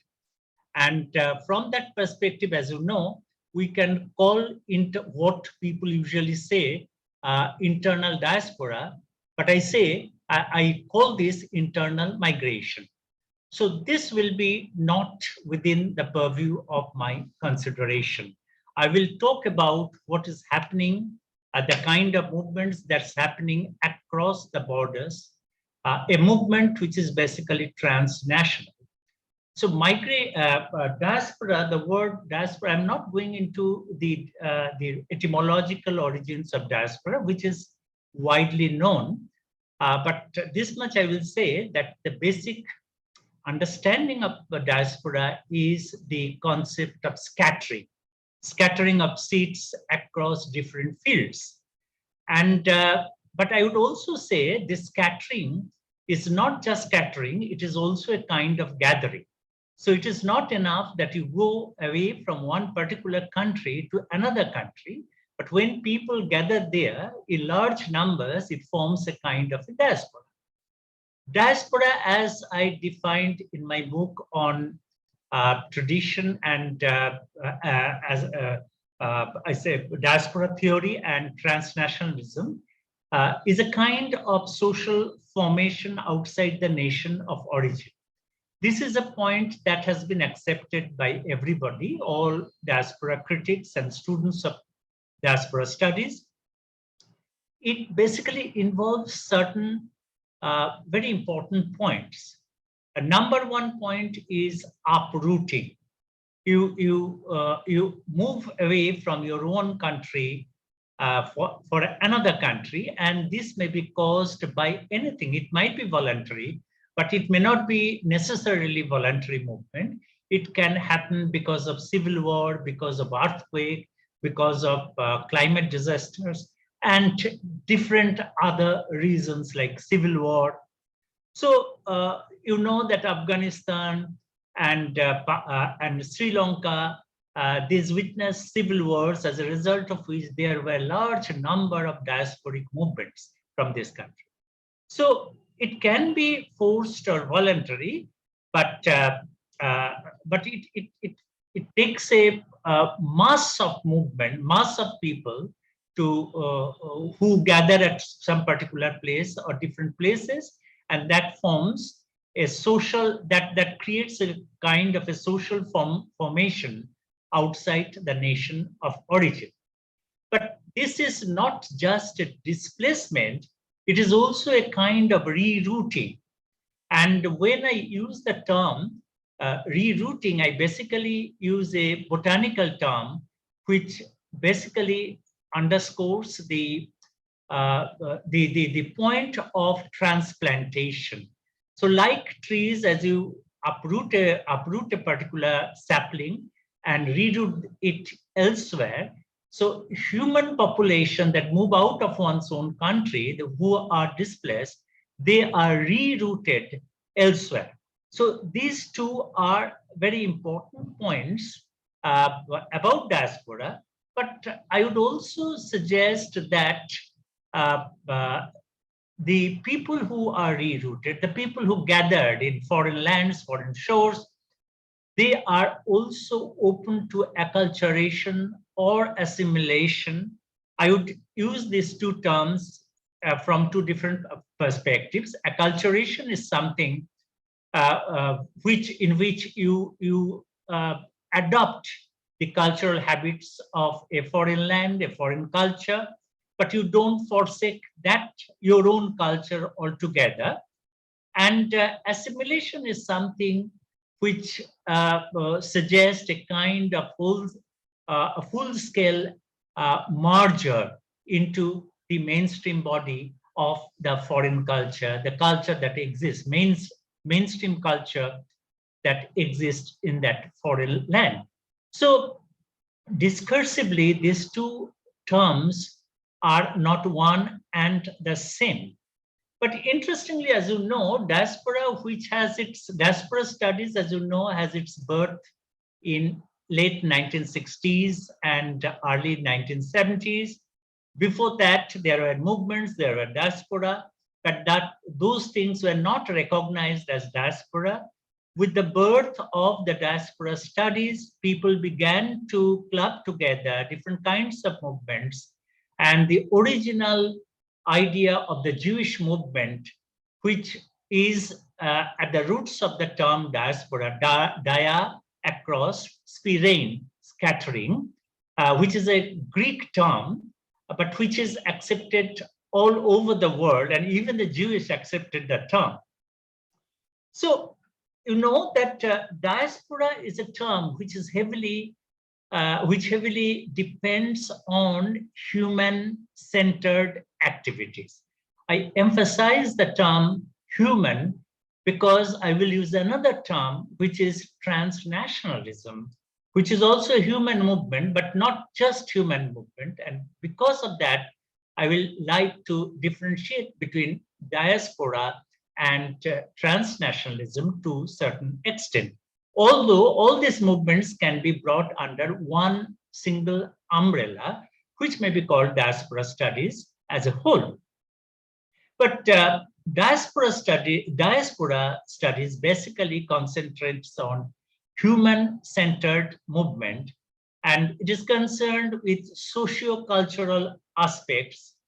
Therefore, you see, this is a very important focus of the humanities studies, something we studies from within the humanities. So we in literature departments, I belong to the literature department, so we are basically concerned with people like me, students who are there listening to my lecture. Many of them belong to the humanities departments, like literature departments, and they are mainly concerned with literature. The literary works talk about human beings who are displaced and who go through different emotional and mental conditions, transformations. And therefore, we study those texts from within the parameters of diaspora studies. But in contrast to this diaspora studies, we also use, and this term is being increasingly used in our discursive fields everywhere during the present moment, during the last 1 decade or so, from 1990s onwards, and it got currency in the new millennium, so much so that it is often considered to be interchangeable with the word diaspora. But we should be very careful about the term transnationalism itself, because as one of the critics, very important critics, called that transnationalism has its own different birthmarks and therefore should be differentiated from the term diaspora. He also, the critic called Feist, he also said these two terms are dance partners, but he has added another very interesting adjective before dance partners, which is awkward. He calls these two terms as awkward dance partners. And if we approach this definition of the terms or clubbing together of these terms in two different senses, you will find that there are areas of interaction and dialogue between these two terms, but they are not exactly the same.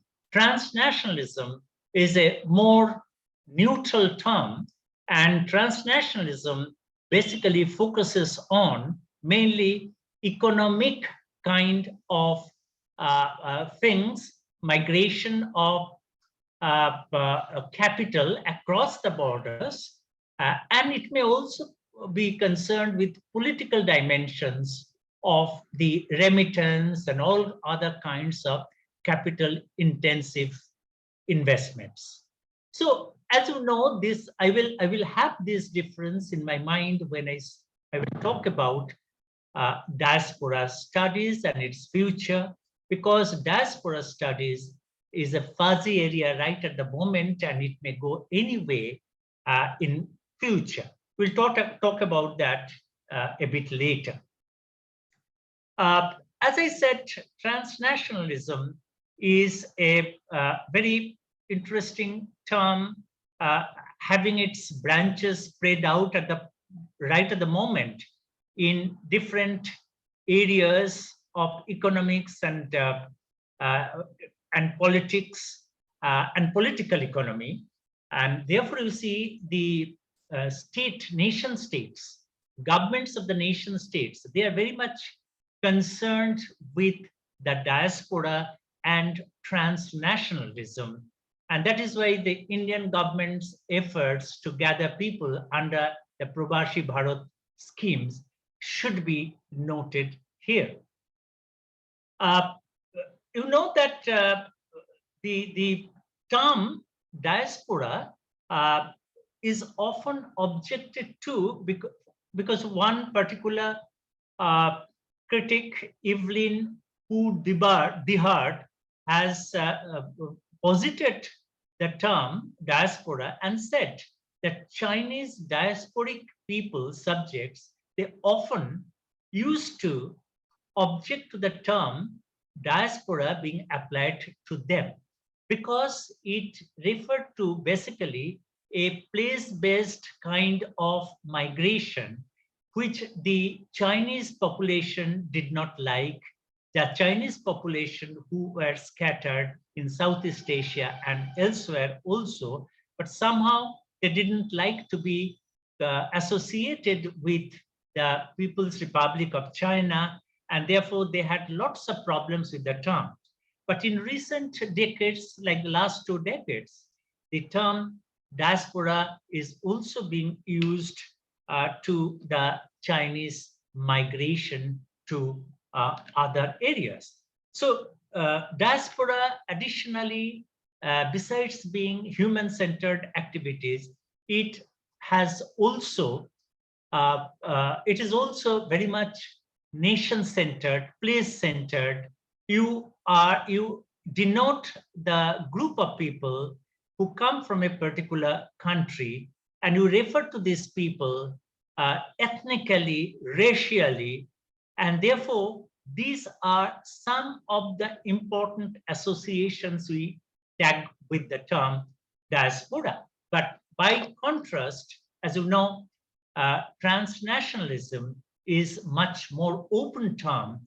This is a term which is basically associated with the movement of capital across borders and the huge remittance that the nation state actually receives from outside the country.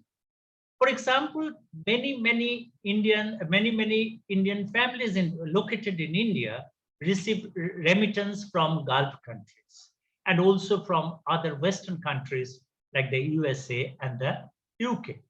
So, as you know, that the term diaspora, which came out in the 1990s, more or less along with the term globalization, as you know, suggests a different kind of trajectory, and therefore, when we will use these terms, we'll be conscious about the overlappings, but at the same time, the differences they have.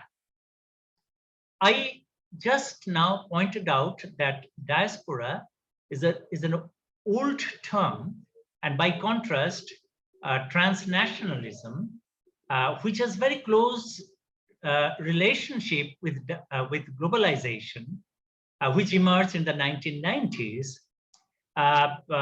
is comparatively a recent phenomenon, a phenomenon that is economic in nature and maybe politically oriented. But we must be aware that diaspora and transnationalism, these are not fixed terms.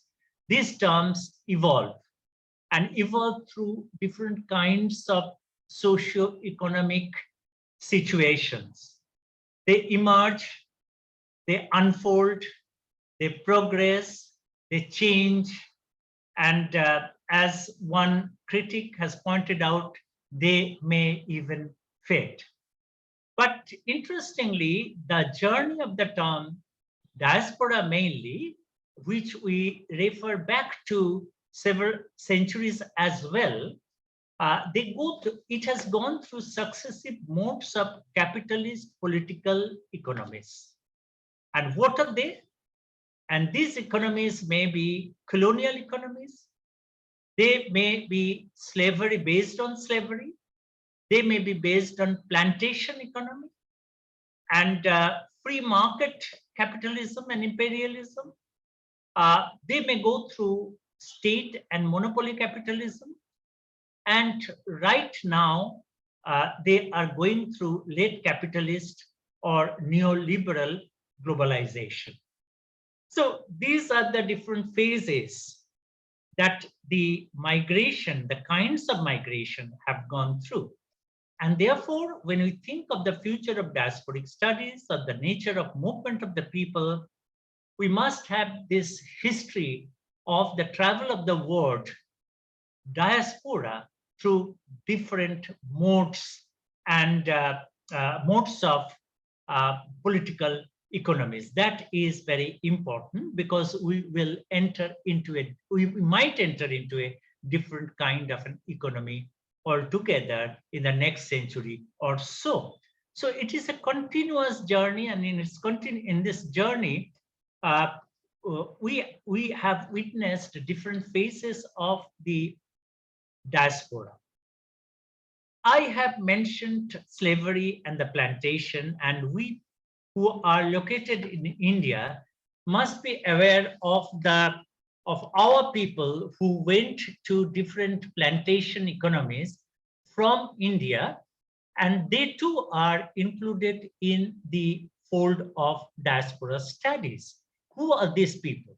We are not much concerned with this kind of old diaspora, but we should be aware of the dimensions of the old diaspora. This old diaspora was known basically as indentured diaspora. Indenture meaning that the people, it was a labor diaspora, and labor diaspora, the laborers had to sign a contract.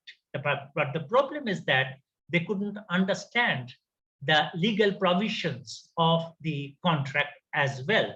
They were mostly illiterate people.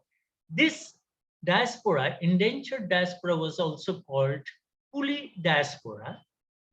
They are also, this was also called Girmitia diaspora. Girmitia, the word Girmitia coming from the word contract, because the word contract was the illiterate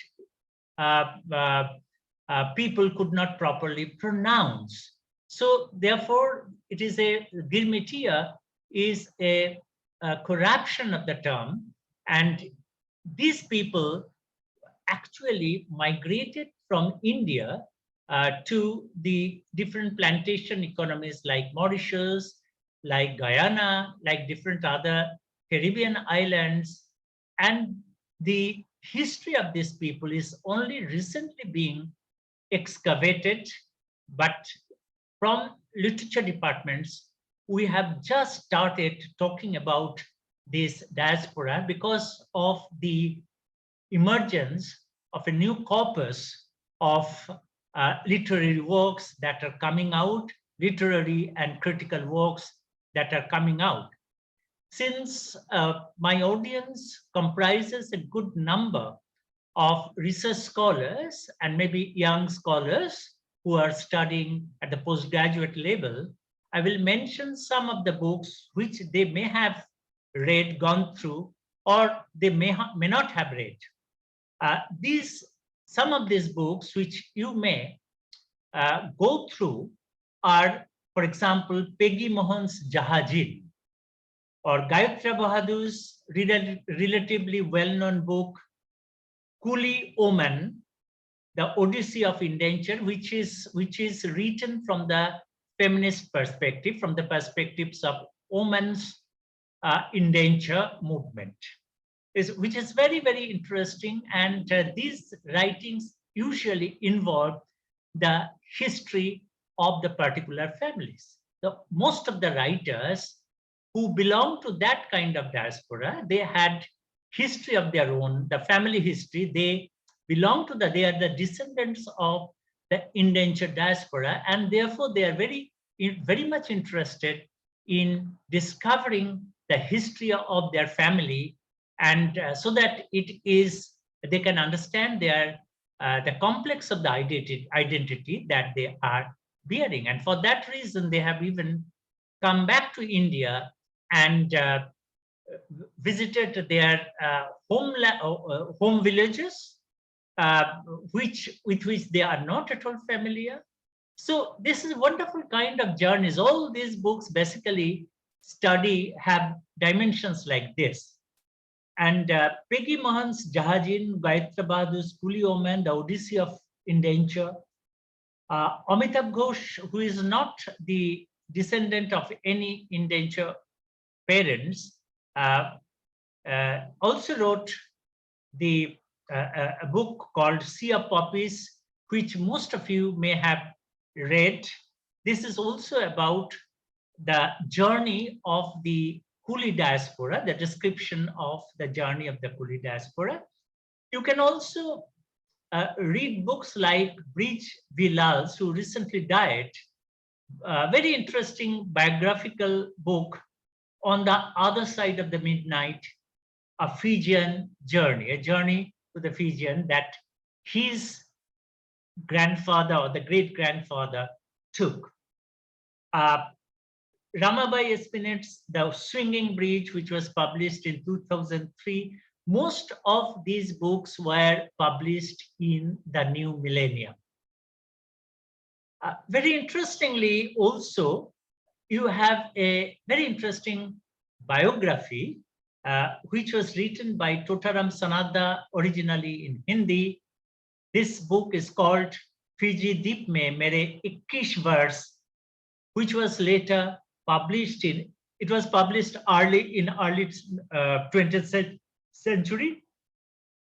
It was later published with the title My 21 Years in the Fiji Islands and the Story of the Haunted Line, translated and edited by John Dunham Kelly and Uttara Kumari Singh. It was published by Fiji Museum in 1991. Therefore, you see, this is the only book which talks about, directly talks about, because he was the first-hand migrant laborer, and his experience was first-hand, and he wrote that book from his own experiences. He was an activist also, and participated in political activities in India when he came back. And he is one of the few people who came back to India and wrote about the plights of the indentured diaspora, so that Mahatma Gandhi and the other people, other leaders, they became interested and took this up as a major, as a very important point of their movement, their political movement. So, as you know, you can, if you look at the entire history of the diaspora movements, and just now I talked about the old diaspora, you will find that the terms are moving. The terms have a greater semantic field right now. It was originally associated with forcible movements, but it is no longer associated with that kind of forcible movement, which is embodied in Jewish or Armenian diaspora. It has moved away from that close-ended kind of meaning-making processes, and it is now a signifier of different kinds of other movements as well. You can include in the term immigrant, expatriate, refugee, guest workers, exiled community, overseas community, ethnic community.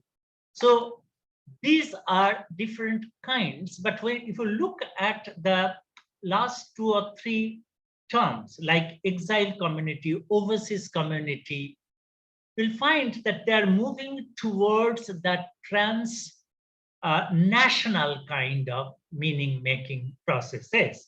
So from that point of view, what we said earlier, that the word and the actual movements, they are moving through history, through different phases of history, different phases of political economy, and they are in a different kind of political economy, which is totally different from the old diaspora.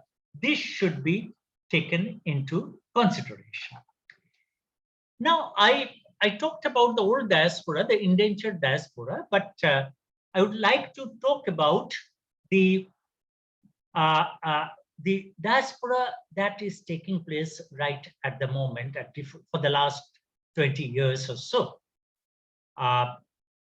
You know that if all of you have a very clear memory about what happened in Afghanistan, what kind of Rohingya movement took place.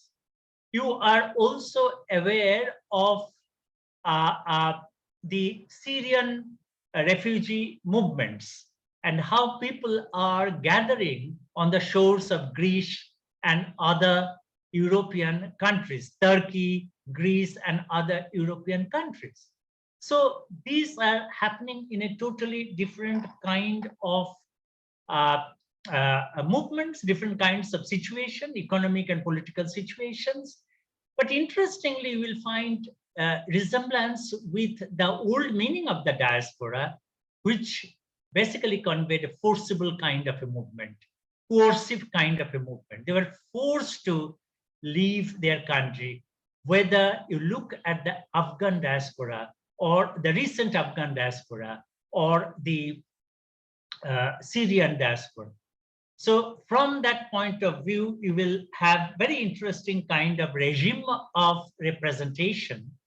And I say regime of representation because you will come across very interesting books, fictional works, like, as you know, one very interesting book that I would like to show you. I don't know whether you can see Khaled Hosseini's Sea Prayers. Khaled Hosseini's Sea Prayer or Khaled Hosseini's Kite Runner. So these are books which talk about, this is through representation, which reflect the recent kind of coerced diaspora. And this could, the ground reality of that coerced diaspora, I would like to talk about for a few moments. I think I have some more time. This is 12:20. I think I have some more time. Mohanibul, will you kindly be able to show the clips now? Pardon, sir? I have sent Yes, some. sir. I'm sharing. Please share.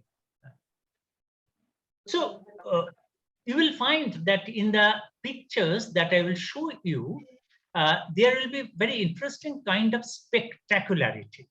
I use the term spectacularity in the sense in which Stuart Hall used the term in his discussion. Is echoing any problem?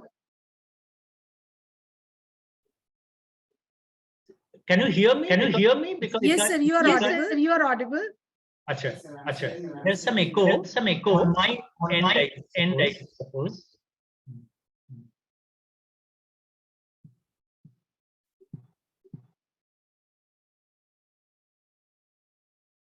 Sorry for the disturbances. Please see the show the first picture. Do we have the echoes? Mommy sir, please.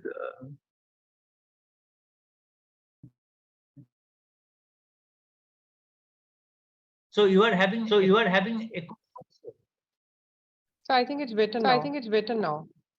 Okay. Right now. No, it's there. It's there also. So this is the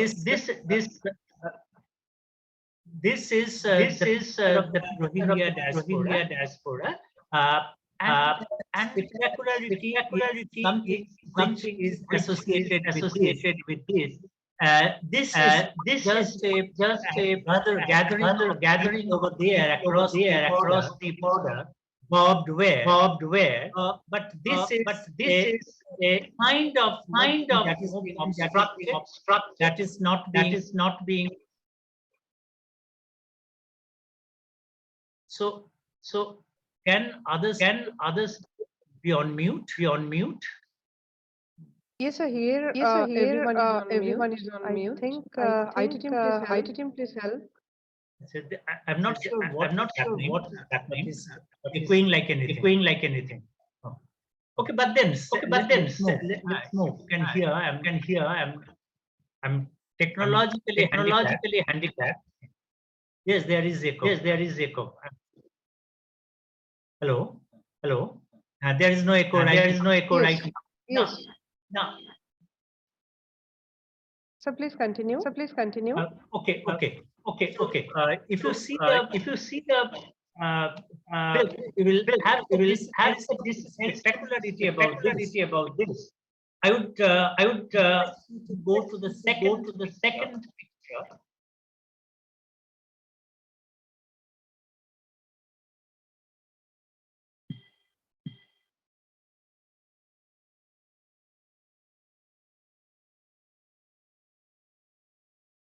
I'm not using this. There's not mouse. Okay, go to the second picture. Right. So this is a picture, which happened during the Afghan movement, and what kind of movement it was? It was a force movement. It was a course. Sir, sorry to interrupt. Sorry to interrupt in between. I think it is at the time of the demonstrating of the pictures. It's echoing. It's echoing. Otherwise, it's not. IT team, please help. Yes, yes, ma'am. I'm trying to help. Hello, Mohammed sir. Morning. Sir, please reshare your screen and when you share your screen, please uncheck your share sound button. Okay, sir. Okay. Okay, sir. Is it okay now? When you click on share screen button, you can see a share sound button. Uncheck that button. Okay.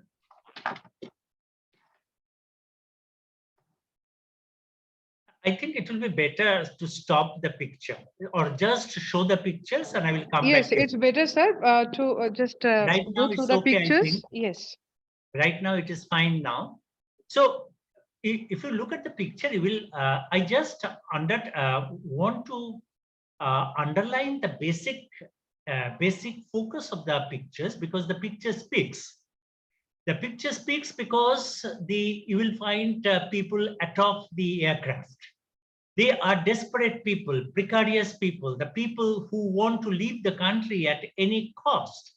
And the medium of going outside is very limited. And therefore, whatever kind of aircrafts arrive at the Kabul airport, they flock together, they gather together and try to get inside. And those who cannot get inside get at the top of the picture. This particular picture also suggests what kind of people, the desperation of the people. Go to the next picture, please. This is important because this is a aeroplane which is in the air, and the points that you see within the circles are actually the people falling from the top of the aircraft. So you can easily guess the precarity of the migration, people atop the aircraft, and the people are falling like anything. So my point basically is that the people today who are moving in desperation, like the people in the old times diaspora, which are forced to leave and who left in fear. And that is something which is coming back in some form or other. And therefore, you see, the old meaning of diaspora is still very much there, and it will not die. So this is important. Sir, at this point, I'm very sorry to, butt in between, but then due to positive time, we would request you to kindly wind up, sir, with your presentation. How much time? 5 minutes? Yes, sir, 5 minutes. Oh, okay. So I'm not going into details, I will just like to say that the last picture that I wanted to show was the picture of a young child who was washed ashore. And this is the child who actually was a Syrian child, a child who was a person on the boat which sank and died. And the book that I showed, Sea Prayer, is actually written in memory of that person. And this person actually, was called Kurdi. His name was Kurdi, and the book is written in his memory, and all the proceeds of the book will go to the UN Refugee Commission's fund, which will be utilized for the rehabilitation of the refugees. So the representation today is basically based on the humanitarian terms. There are many books, Kite Runner, for example, which are designed to evoke emotional echoes and which also is ethically oriented. Books like Sea Prayer, books like the Kite Runner, they are the new interventions in the diasporic studies, which are moving towards the ethical values, humanitarian values. And I am sure that the future of the diaspora studies will ultimately have a similar kind of movement. But before winding up, I will just make another assertion that in future, even today, we have two different kinds of movements. And these two kinds of movements will be the stuff for future diaspora studies. Number one, the forcible movement of the people who are rendered or become refugees, and the literary representations are actually the books that I have shown you. But side by side, the transnational kind of representation will also be there. The literary manifestations of these works are yet to come in very forceful manner, but not that they have not surfaced now. I will just refer to one book, and for time constraint cannot discuss this. This is a book which is called In the Light of What We Know, written by a Bangladeshi fictional writer, Zia Haidar Rahman, whose work basically the plot moves from Bangladesh to England, to America, to Afghanistan, to European countries.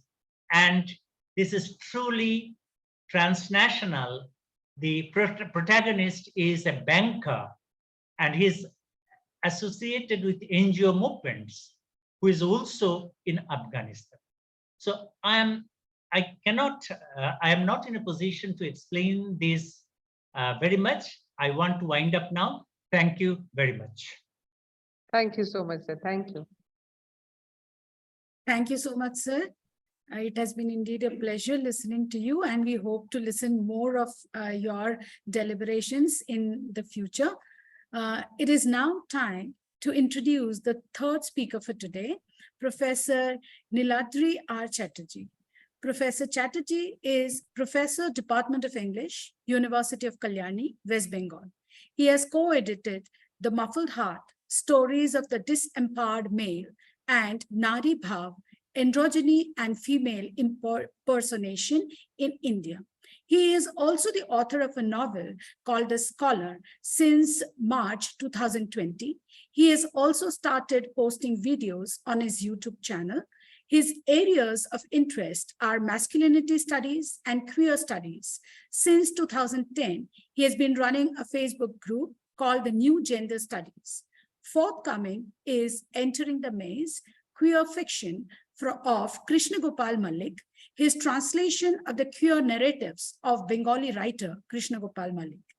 We are indeed fortunate, sir, to be able to listen to you on the topic, Reading Queer, Seeing Queer, A Politics of Consumption. So thank you so much for your invitation. I'm starting at 12:34, so I shall probably end by 1. My topic today is Reading Queer, Seeing Queer, A Politics of Consumption.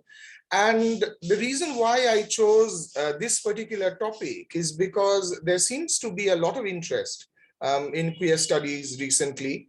There seems to be a lot of interest in queer literature, in queer cinema. So when I read the topic, I decided that I'm going to not give you a survey of all of queer literature or of queer cinema, because that would be too much. What I shall do is I'm going to choose two films in particular, and I'll be choosing those two films because they are adaptations from novels. So therefore, this covers both literature and cinema. So I'm going to do a kind of an analysis of the way in which these two books get transferred in onto the celluloid. And that is all that it's going to be. Of course, when we talk about queer cinema, or indeed when we talk about queer literature, we usually assume it to be, all inclusive. So therefore LGBT, Q plus I. We usually use the term queer as a kind of a catch-all umbrella term. And I think that while that may be convenient, but I think it also prevents us from trying and understanding the very complicated way in which each of these categories, that is to say, gay or lesbian or bisexual or trans or intersex or asexual, how each of these terms individually react to patriarchy. Because I think that is a much more interesting conversation to have, is how is a gay man engaging with patriarchy? How is a lesbian engaging with patriarchy? How is a bisexual person engaging with patriarchy? So because the engagements with patriarchy are very, very different, I think that although I'm calling this reading queer, seeing queer, but I shall be focusing exclusively only on male homosexuality. So that is to say, representation of gay men in literature and representation of gay men in cinema. Now, what I would want to do is start, excuse me. Sorry about that. Yeah, so what I will do first is talk about this particular novel, which was written in 1912. Many of you will be aware of this novel, Death in Venice by Thomas Mann. 1912, of course, was when it was originally written in German, and then subsequently it was translated into English, I think in the 1920s, 1924 or around about that time. Now, the reason why I'm choosing to speak a little bit on Death in Venice is because this is a novel which in many ways serves as a prototype for the way in which much of queer fiction is shaped subsequently. So you can therefore read Death in Venice as a kind of a blueprint, as it were, of the way in which much gay writing begins to take shape. And actually, there are novels that come out later that use Death in Venice quite consciously as their inspiration. Gilbert Adair's novel, Love and Death on Long Island, is a very clear echo of Death in Venice. So why am I talking about Death in Venice? The reason why I'm talking about Death in Venice is because in this novel, not only do we have the representation of homosexuality in fairly open terms, but there are also certain subterfuges that are at work. And I think those subterfuges are very important. The other reason why I'm talking about Death in Venice is this is also very much about how homosexuality is somehow, when we talk about it, the homophobic discourse seems to be that we were not originally, we didn't have homosexuality in our culture. It was imported from elsewhere. So this kind of geographical othering of homosexuality is something that we also find in Death in Venice. And finally, of course, death.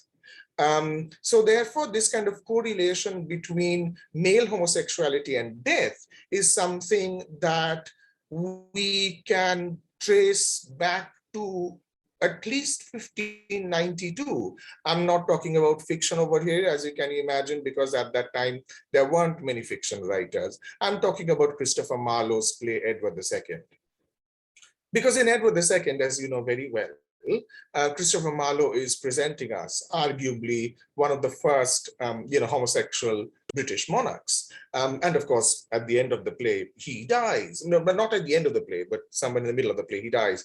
So therefore, this kind of correlation between homosexuality and death is something that begins to circulate in literature fairly early on. And when we come to Thomas Mann, that correlation is reinforced. So I think that is something that we probably have to keep in mind.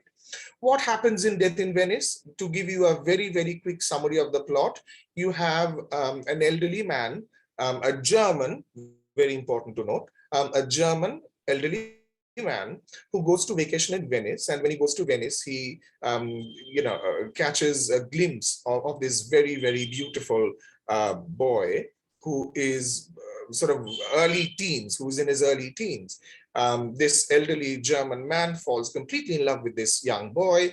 And by this time, you've got the epidemic, the cholera epidemic that starts in Venice. But this old man is so completely enraptured that he doesn't leave Venice. He gets infected by the epidemic and he dies. That's it. That's the story. So why is it that this story is of such significance now? Well, it is of significance because of the very simple reason that look at what's happening. You see, in the novel, if one wants to, one can actually, from that novel, one can draw the message that homosexuality is something that happens elsewhere. Because, Gustav von Aschenbach, the central character of Death in Venice, he is not turning gay in Germany, as it were, he's turning gay in Italy. So therefore, it is almost as though, other countries are gay, we are straight. And that is something which, a lot of people, even in India, they claim to think that, homosexuality is very much a foreign import. We were all 100% heterosexual. It was those foreigners who got homosexuality into the country. So the fact that homosexuality exists elsewhere is a very, very common way of distancing one's culture from the contaminating influence of homosexuality. You'd be very interested to know that the French refer to homosexuality as la vice anglaise, that is to say, the English vice. And the English refer to homosexuality, or used to, not they don't anymore, or used to refer to homosexuality once upon a time as the French vice. So therefore, there is a lot of finger pointing that happens there. Everybody seems to be saying, you imported homosexuality to our country. Nobody seems to admit that homosexuality is there in human civilization for as long back as one can care to look back. So I think Death in Venice becomes very important. And also, when you are adding death to the figure of the homosexual man, you are therefore, as it were, turning homosexuality into a fatal illness almost. It is almost as though if you are homosexual, then you are going to, die a horrible death just because you are homosexual, right? And this kind of, this demonization of this pathologization, of homosexuality, creating homosexuality as a kind of a fatal illness. This, of course, adds to, this becomes even more powerful in the 1980s during the AIDS epidemic, because, initially when the AIDS epidemic began, it used to be called the gay cancer. And for a very long time, right-wing governments around the world were not interested in putting any money into research to discover, a treatment for AIDS, because they believed that the gay men had brought it upon themselves. So therefore, they are having too much sex. This is what happens when you have too much sex.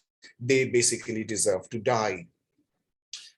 So what is happening then is that this kind of pathologization of homosexuality, this kind of linking of male homosexuality to death, is something which is reinforced by the novel Death in Venice, quite apart from the fact that Thomas Mann himself was homosexual, and he had indeed fallen in love with a very young boy when he was indeed vacationing in Venice. So this is a very, very autobiographical book, but the way in which the book has passed into popular culture is that it seems to have acquired this very homophobic way of looking at the text.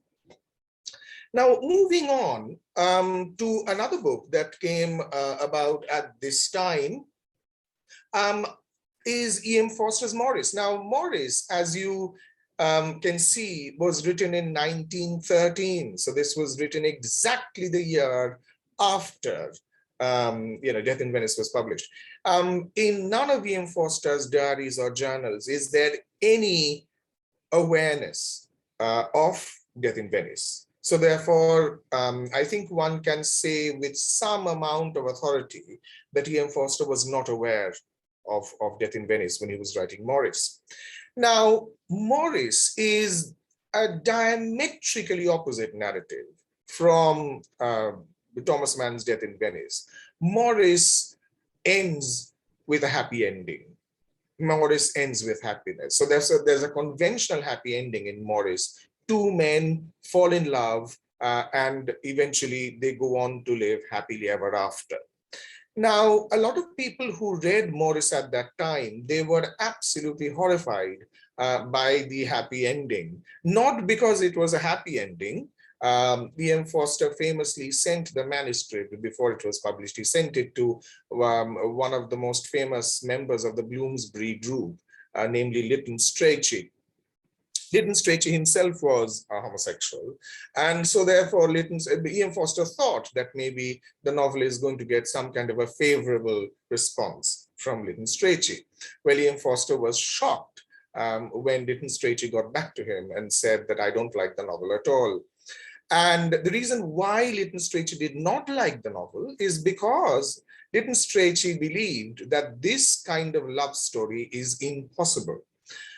Not impossible because this is the love between two men. It is impossible because these two men come from two different classes. So therefore, suddenly in queer literature, you have the introduction of class, which wasn't there before. So therefore, previously it was all about criminalization or not criminalization. It was an older man falling in love with a younger boy. But now you have class coming in a major way. And I think E.M. Foster was absolutely deliberate that this love story will not only be a love story of two men who fall in love with each other, but these two men should be from different classes. One would be from middle class, upper middle class. The second, the other man is going to be from the working class. So therefore, this kind of a class divide and how this class divide is bridged by love is something that is very, very important. The previous speaker referred to Lady Chatterley. And I think Lady Chatterley, of course, the speaker was absolutely right that the disability of Lord Chatterley is not very often discussed. But of course, D.H. Lawrence was very, very determined that the relationship between, Constance Chatterley and the gamekeeper, Mellors, should be effectively a relationship that is carried out, across the class divide. So I think that E.M. Foster's novel Morris may have influenced also D.H. Lawrence. Was D.H. Lawrence aware of E.M. Foster's novel? There is a good reason to believe that he probably was. And the reason why that is the case is because both D.H. Lawrence and E.M. Foster, they were acquaintances of somebody called Edward Carpenter. Now, Edward Carpenter was a very interesting person. I think we as Indians should be interested in him because Edward Carpenter, British man, homosexual, he was living, in the village, in an English village, but he was living in an English village with a working class man who was his romantic partner. And Edward Carpenter was a very interesting person in many other ways as well. Edward Carpenter, he made his own sandals. He didn't wear shoes. He made his own sandals. He grew his own vegetables. He sold his own vegetables. And that is how he made some money. So his was a very, very anti-capitalist life. Although he was, sorry,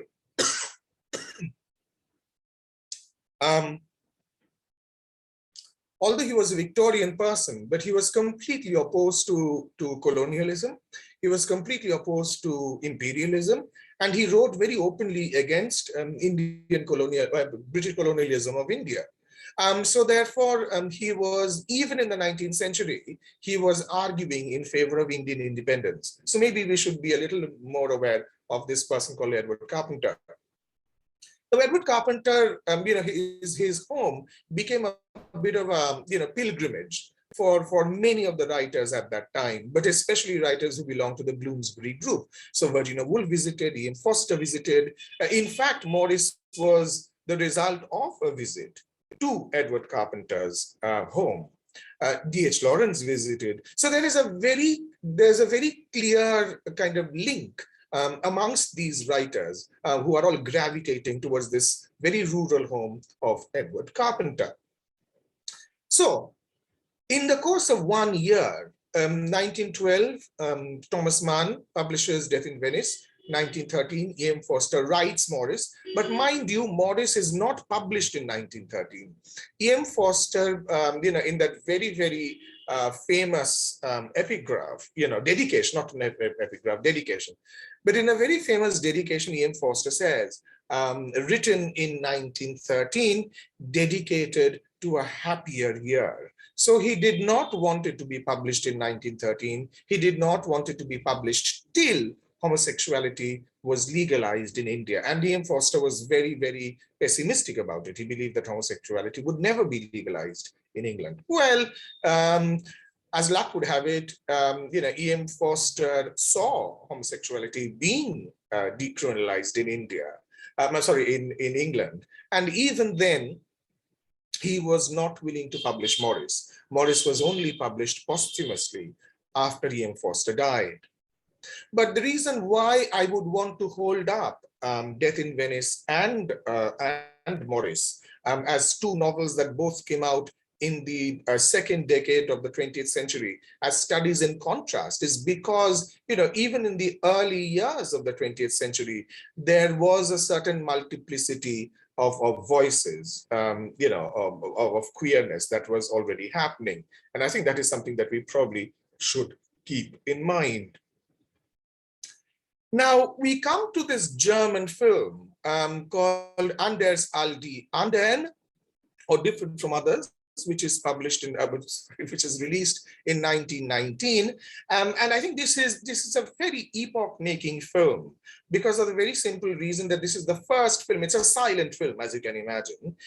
This is a silent film in which you have the representation of homosexuality.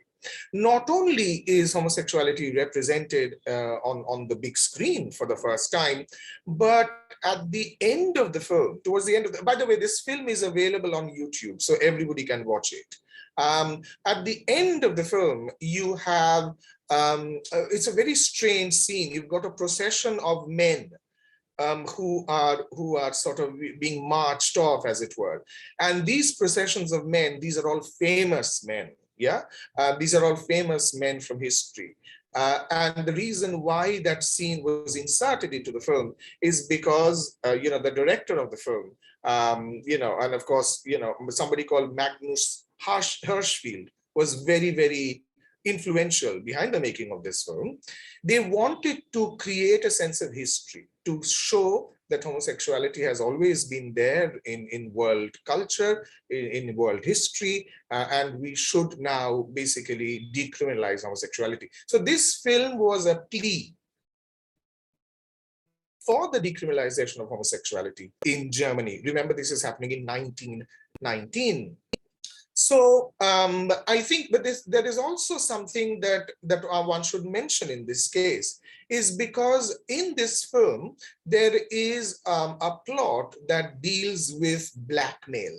So therefore, and the reason why the blackmail motive becomes also a very important motif in much queer literature and definitely some queer cinema is because that was very often the case. You know, in E.M. Forster's novel Morris, there is a possibility that Morris might be blackmailed. Of course, the blackmail does not happen, but the possibility is there. So E.M. Forster was clearly aware that such a possibility exists. In Anders Aldi Anden, it is very much there as a part of the plot. So therefore, you know, we should be aware that the people were, gay men were living in mortal fear of being blackmailed, of being exposed to their friends and family, and many of them would basically choose suicide.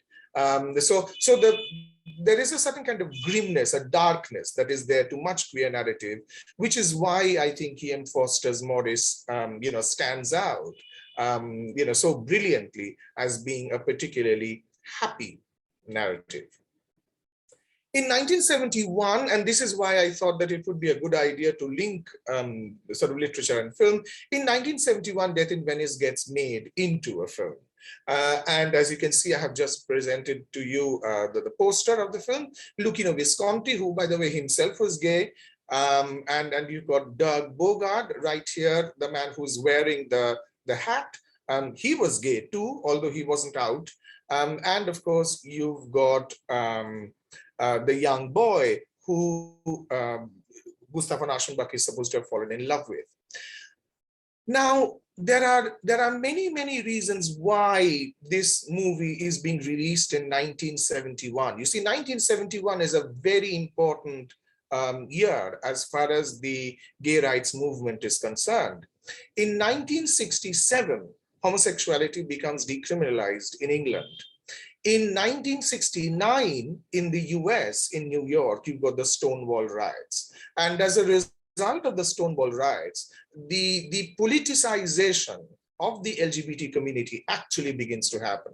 So if you, I mean, there were other riots before. The Stonewall riots were not the first, but it was definitely, you know, the riots that got the media attention. And it also brought together the gays, the lesbians, the bisexuals, the trans persons, and also you know, cis feminists. They all got together and they basically decided that we are all fighting a common enemy, which is patriarchy. So therefore, the struggle for gay rights, struggle for LGBT rights, got a major shot in the arm. And so therefore, this is happening in 1969. In 1970, you have the first Pride Walk. You got the first Pride March, yes?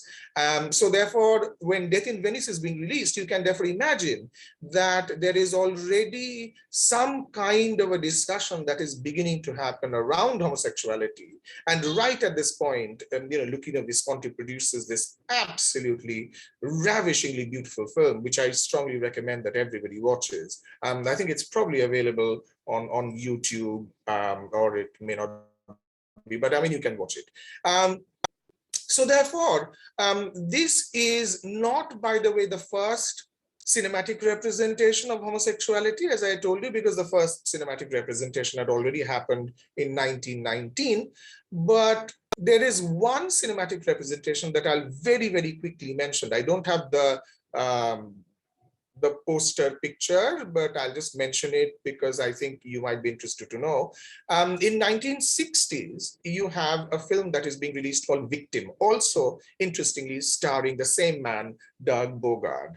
And in the film Victim, Doug Bogart is a married man who is being blackmailed by a young boy for a relationship that they had once had. The film excuse me.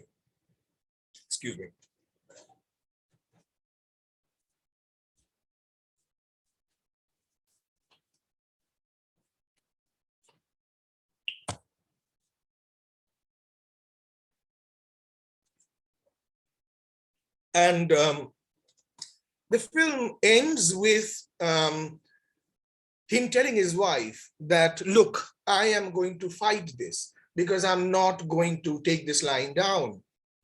Now, fighting this case would basically mean that I would be exposed as a homosexual man. Would you want to be with me or would you want to leave me? Because either way, I'll accept it. And the wife leaves him. This is happening in 1961, if I'm not mistaken. So 10 years after that, you have got this film, Death in Venice. Now, what I would want to do then is talk about the film that is coming in the 1980s. Now, again, I think it is very interesting. I will conclude very, very quickly. What is interesting is that in 1987, Ismail Merchant and James Ivory, they themselves were a homosexual couple, but this is something that the public did not know till much later. They decide to make a film out of Morris. 1987. Now, 1987, as I just told you, is a very, very, I mean, that whole decade, the 1980s, is a traumatic time for gay men because, you know, entire populations of gay men in the US and definitely in the UK, they are being decimated by AIDS. So therefore, there is a remarkable, you know, kind of homophobia that is rampant. So I think it is quite extraordinary that in the middle of all of this homophobia, when gay men are constantly being talked as though they are carriers of death, basically, right? So they are being talked about as carriers of death. You have this sort of sunny, wonderful, idyllic, sort of pastoral, you know, romance between two men. By the way, in the poster, you can see Morris and played by James Wilby, and you can see Hugh Grant, who is playing the role of Clive Durham, but their relationship does not last. There is somebody else who comes into the picture. So these two men, they break up, but ultimately, at the end of the novel, Morris finds a new love, and then Ian Foster would have us believe that they go on to live happily ever after. So I think it is very important for us to note that this sort of happy, you know, film about homosexuality is coming out in 1980s, in the middle of 1980s, which is when gay men are being so completely vilified. I would very quickly conclude by talking about a book which actually ties in with the previous presentation on disability.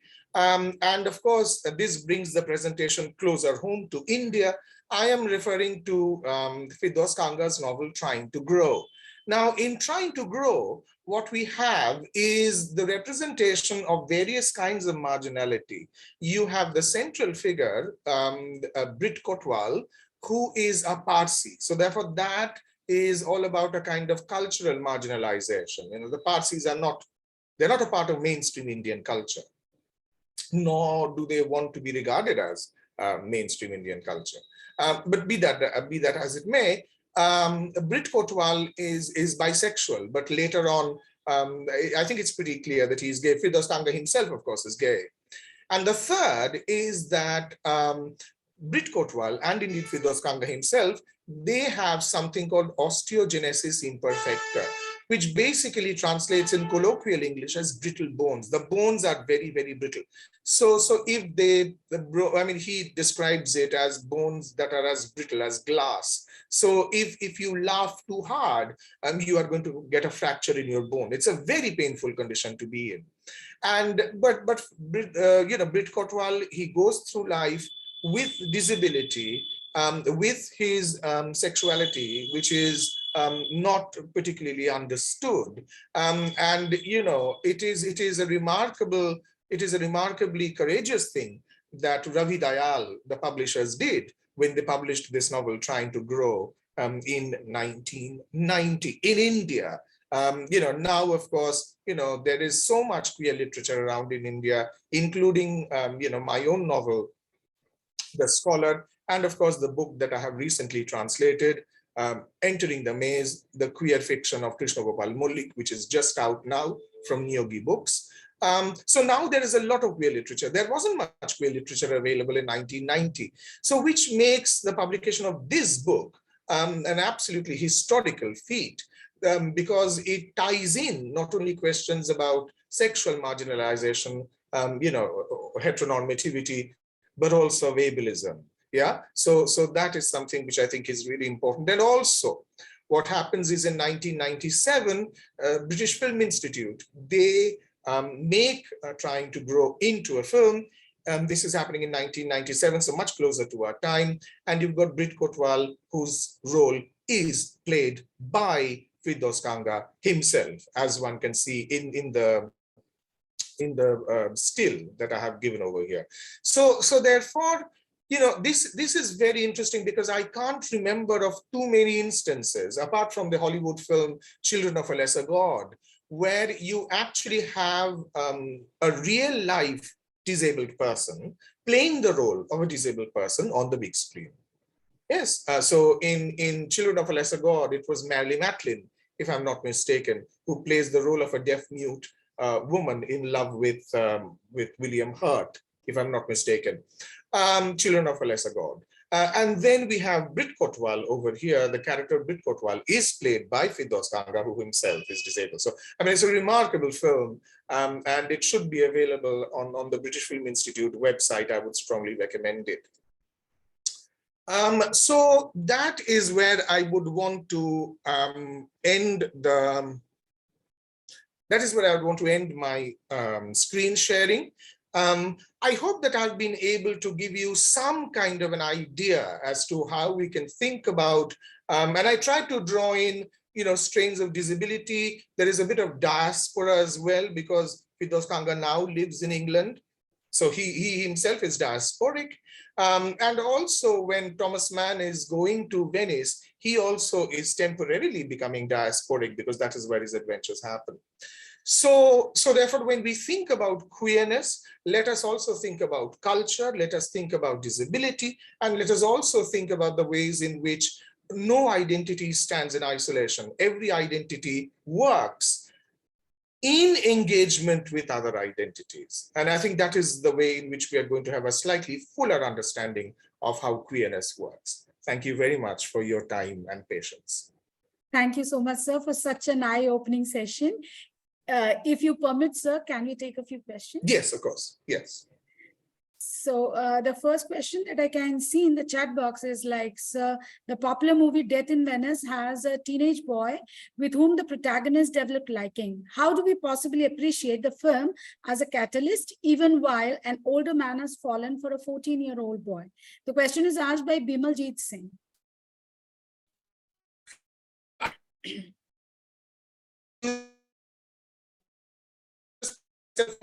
For a second.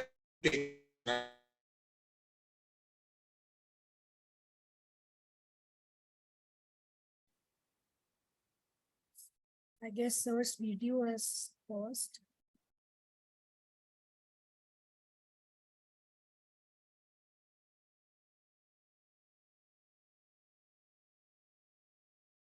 Sir's video has paused, maybe there's a problem. IT team, please look into the matter. No, internet connection problem. Okay. They're disconnected now. So let us wait for a minute.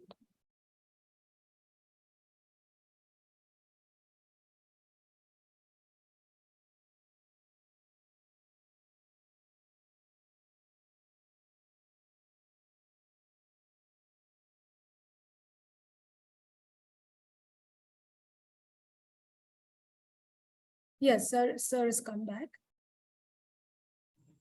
Yeah, I'm so sorry. You'll just have to excuse me. My parents are coming back from hospital.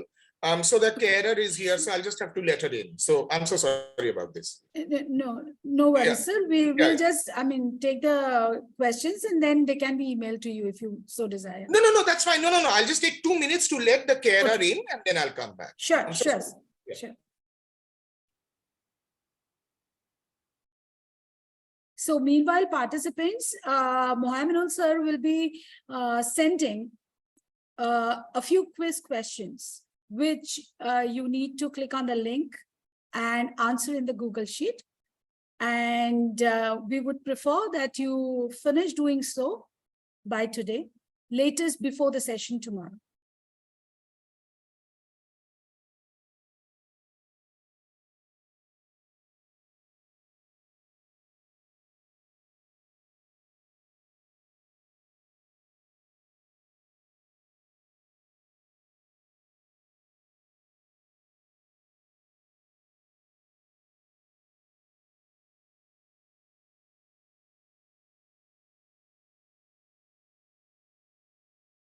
Yes, sir is back. My apologies. Yes, I think it is obviously problematic, because then what is really beginning to happen is that this is something which a lot of homophobic people usually say. They tend to equate homosexuality with pedophilia. So that is a connection that a lot of people end up making, which is completely irresponsible, because all homosexual men are definitely not pedophiliac, and also a lot of heterosexual men are. So therefore, the connection between homosexuality and pedophilia is not a stated one, but it is because of a narrative like Death in Venice that this kind of a fear of homosexual men being predatory, that begins to happen. Yes, right. Thank you. Yeah. I would request, if there are any other questions, you can please raise your hands or type in the chat box, and sir will answer them. Anybody with the questions? Yeah, I can see Dr. Pratyush has a question for you, sir. Yes. Dr. Pratyush, if you could unmute yourself. Yes, please. Yes. Yeah, so you Good can afternoon, ask. Yeah. Professor Chatterjee. Yes. It was really a pleasure listening to you, sir. Thank So, you. sir, it was a fantastic speech and fantastic lecture on this particular thing about this gay community. And I was reminiscent of one of the film when you were discussing about Death in Venice by Thomas Mann.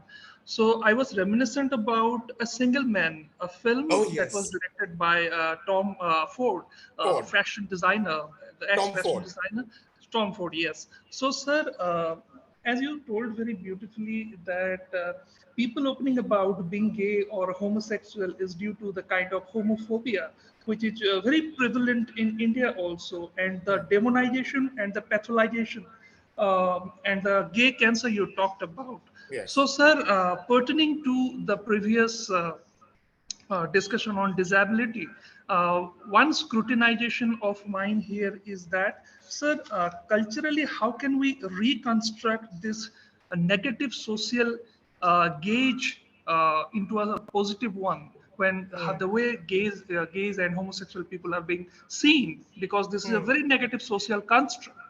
So my observation is that, so how can we reconstruct it in a positive way in this society? Because this kind of film actually portrays very beautifully how gays are seen. Because in that film, Single Man, the university professor, who is a gay, Yes. and Yes. Yes. he commits suicide because he is Yes. not responded Correct. fully by Correct. one of the students, many students, because after the death of his beloved, he grieves over the past, the loneliness. He becomes very much lonely. How can we respond to that when it Yes. becomes when it comes to the question of real life situation? Yes. Well, actually, so if you remembered, in A Single Man, the character prepares to commit suicide, but ultimately he does not commit suicide. Ultimately, when he dies, it's a heart attack. So he does not commit suicide. That, I think, is a very interesting twist. In the original novel written by Christopher Isherwood, incidentally, I did my PhD on Christopher Isherwood. So I had to read that novel about 700 times. In the novel, of course, there is no mention of suicide at all. No mention. It is just that, he dies. He just collapses and he dies. So therefore, how can we have a positive attitude? Well, I think we should be able to first ask ourselves, how is sexuality in general presented in society at large? Because if we look at the way in which society presents sexuality, it is only heterosexuality. So therefore, we are never given the full spectrum of sexuality. So if we don't have a full spectrum of sexuality, we are therefore trained to believe that heterosexuality is the only kind of sexuality that is valid. Every other kind of sexuality is therefore wrong. So the only way in which we can combat it is, first of all, by including more queer literature in the syllabuses. It's very important because sexuality is something that the parents are not going to talk to their children about. They are not going to do that. Very few parents are going to be liberal enough to say, come, let me explain to you the difference between homosexuality and bisexuality. Nobody will do that. So therefore, the job becomes that of the teacher. So the teacher has got a massive responsibility to therefore, make the student aware that, there are various kinds of sexuality. They're all valid. And that is what should happen. And also, I think the media needs to be a little bit more proactive. The media needs to focus more. Media is doing a lot, but I still feel that it isn't doing enough. I mean, my book, I have to admit, is getting very, very good reviews. It has been reviewed in India Today. It has been reviewed in Midday. So it's getting very good reviews. But there should be more books like mine. And I think that is what, so more books, more cinema, more OTT series, more films, more plays. And that is when I think we will begin to have a much more fuller understanding of sexuality and more conversation. Yes, sir, exactly. Yes, exactly, sir. So I think we are doing a very brilliant job by, making this FDP and cinema as a medium for positivizing the, Yes. stereotypical Yes, negative the fact idea that you of, included literature and cinema is a very good thing, yes. because there is a very interesting relationship between the two media. Yes, absolutely. Thank you so much for your Thank you so question. much, sir. Thank you so Sir, much, sir. I would like to take another question that is Yes. there in the chat box. It is by Pooja R. And Yes. she asks, sir, kindly suggest some key aspects to research in gay literature. Yeah, so therefore, there are many, still not much work is being done. I would definitely recommend, look at the relationship. This is where I began my talk. Look at the relationship between homosexuality and patriarchy. How does patriarchy regard homosexuality? What are the terms of engagement? What is the relationship between feminism and homosexuality? That is also something that needs to be explored. How do different cultures look at homosexuality? Because not all cultures look at homosexuality in the same way. Which cultures are relatively more positive than others? What role does language have to play? What role does nationality have to play? What role does religion have to play? What role does ethnicity have to play? So homosexuality therefore should be regarded in tandem or in connection with other ways in which our identities are constructed. It should not be looked in isolation. So it's a fantastic area and not enough work is being done. So more research is needed. So good question. And we'll take one last question, sir, from Yes. Dr. Shubhankar Roy. Yes. Oh, there is, I'm sorry, there's something. It is a statement, sir, that homosexuality this area can never be my denied. parents were able to share. Yes, both were. Yes. We have one at least known in our family as well, at least cousin who is definitely a lesbian. Right. Why can this ever be done? Yes, I know. It's just homophobia. It's just homophobia. But I think that there is more discussion now. People are more open about it now. The fact that I'm talking over here about it at a university forum is probably a sign that it's the things are going in the positive way. So please shed light on the definition of queer. There's so many definitions in the media.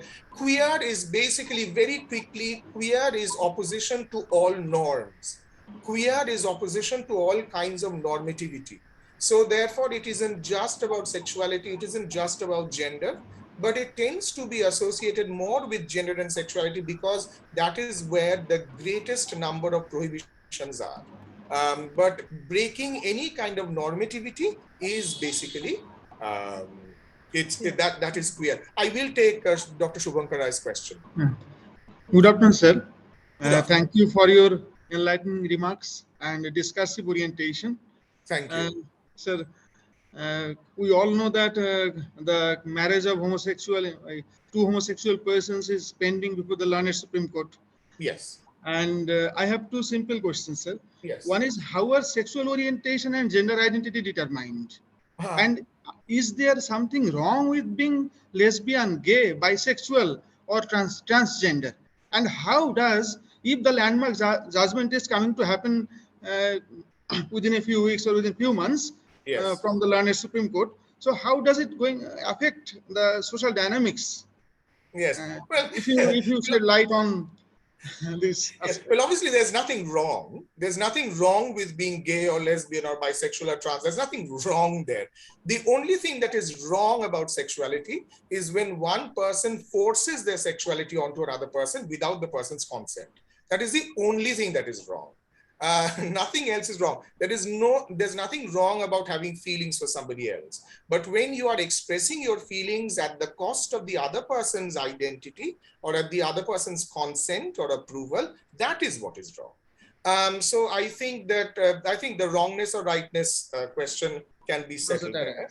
And I think as far as how is society going to react? Well, every time a country has tried to legalize any kind of alternative sexuality, there has always been this sense of, oh my God, the country will be destroyed, there will be earthquakes, there will be floods, we will all be wiped out. Nothing of that sort has happened. So I think there is some kind of a heteronormative panic that is understandable. But if homosexuality or if gay marriage becomes legal, I promise you that India is not going to be wiped out with an earthquake or with floods. I think we will still be, Amity University will still be there, and your conferences will still continue. Nothing is going to happen. So I think people needs to get over this kind of panic. That is completely unwarranted. Thank you, sir. Thank you. Thank you. Sir, we have a few questions in the questions section. Sure. Sure. One says, other than Amrita Patil's curry, could you suggest any other graphic narrative on the queer community? Oh, yes. I will definitely suggest, this is not from India, by the way. This is a graphic novel, very, very beautiful. It's called Fun Home. It's called Fun Home, and it is by somebody called Alison Bechdale. I think I might, let me type it for you. It's Alison, sorry. It's Alison, it's Alison Bechdale, and it's called Fun Home. So And that I guess is something that I think. one last question, sir, that will Sure. take. It says it is again by Bimaljit Singh, and he says, how can we understand the term sexuality with a queer perspective? Yes. So therefore, I think the way in which we can understand sexuality is, again, like I just said, is that sexuality is not unitary. Sexuality is not stable. Most importantly, sexuality is not stable. So therefore, we can be attracted sexually to various people at various points of time. And it does not mean that we are awful people, that we are terrible people, we are going to hell. Nothing of that sort. It is entirely normal to be attracted sexually to various people. And so therefore, what we need to understand is that sexual identity, much like many other identities, is not stable. So therefore, if I'm attracted to a woman today, there is a possibility that I might be attracted to a man tomorrow, or I might be attracted to a trans man or a trans woman tomorrow. So I think if we start to understand sexuality and gender as being fluid, if we start to understand gender and sexuality as being fluid, that I think is going to better understand sexuality from a queer perspective. But it's a good question. Thank you, Bimaljit Singh.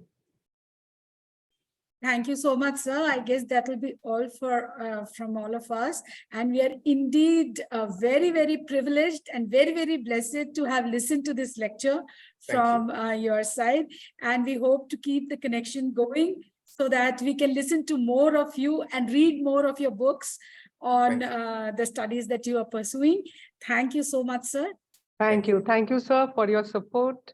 And no words. It was a wonderful session, and hope to have your sessions in future too. Absolutely. Hopefully the next session will be offline. Yeah. Yes. Thank you. Definitely, sir. Definitely, we will try, sir. Thank you. Sure. Yes. Thank you. Thank you. Thank you so much. Absolutely. Thank you so much, sir. Thank you all for attending today's session.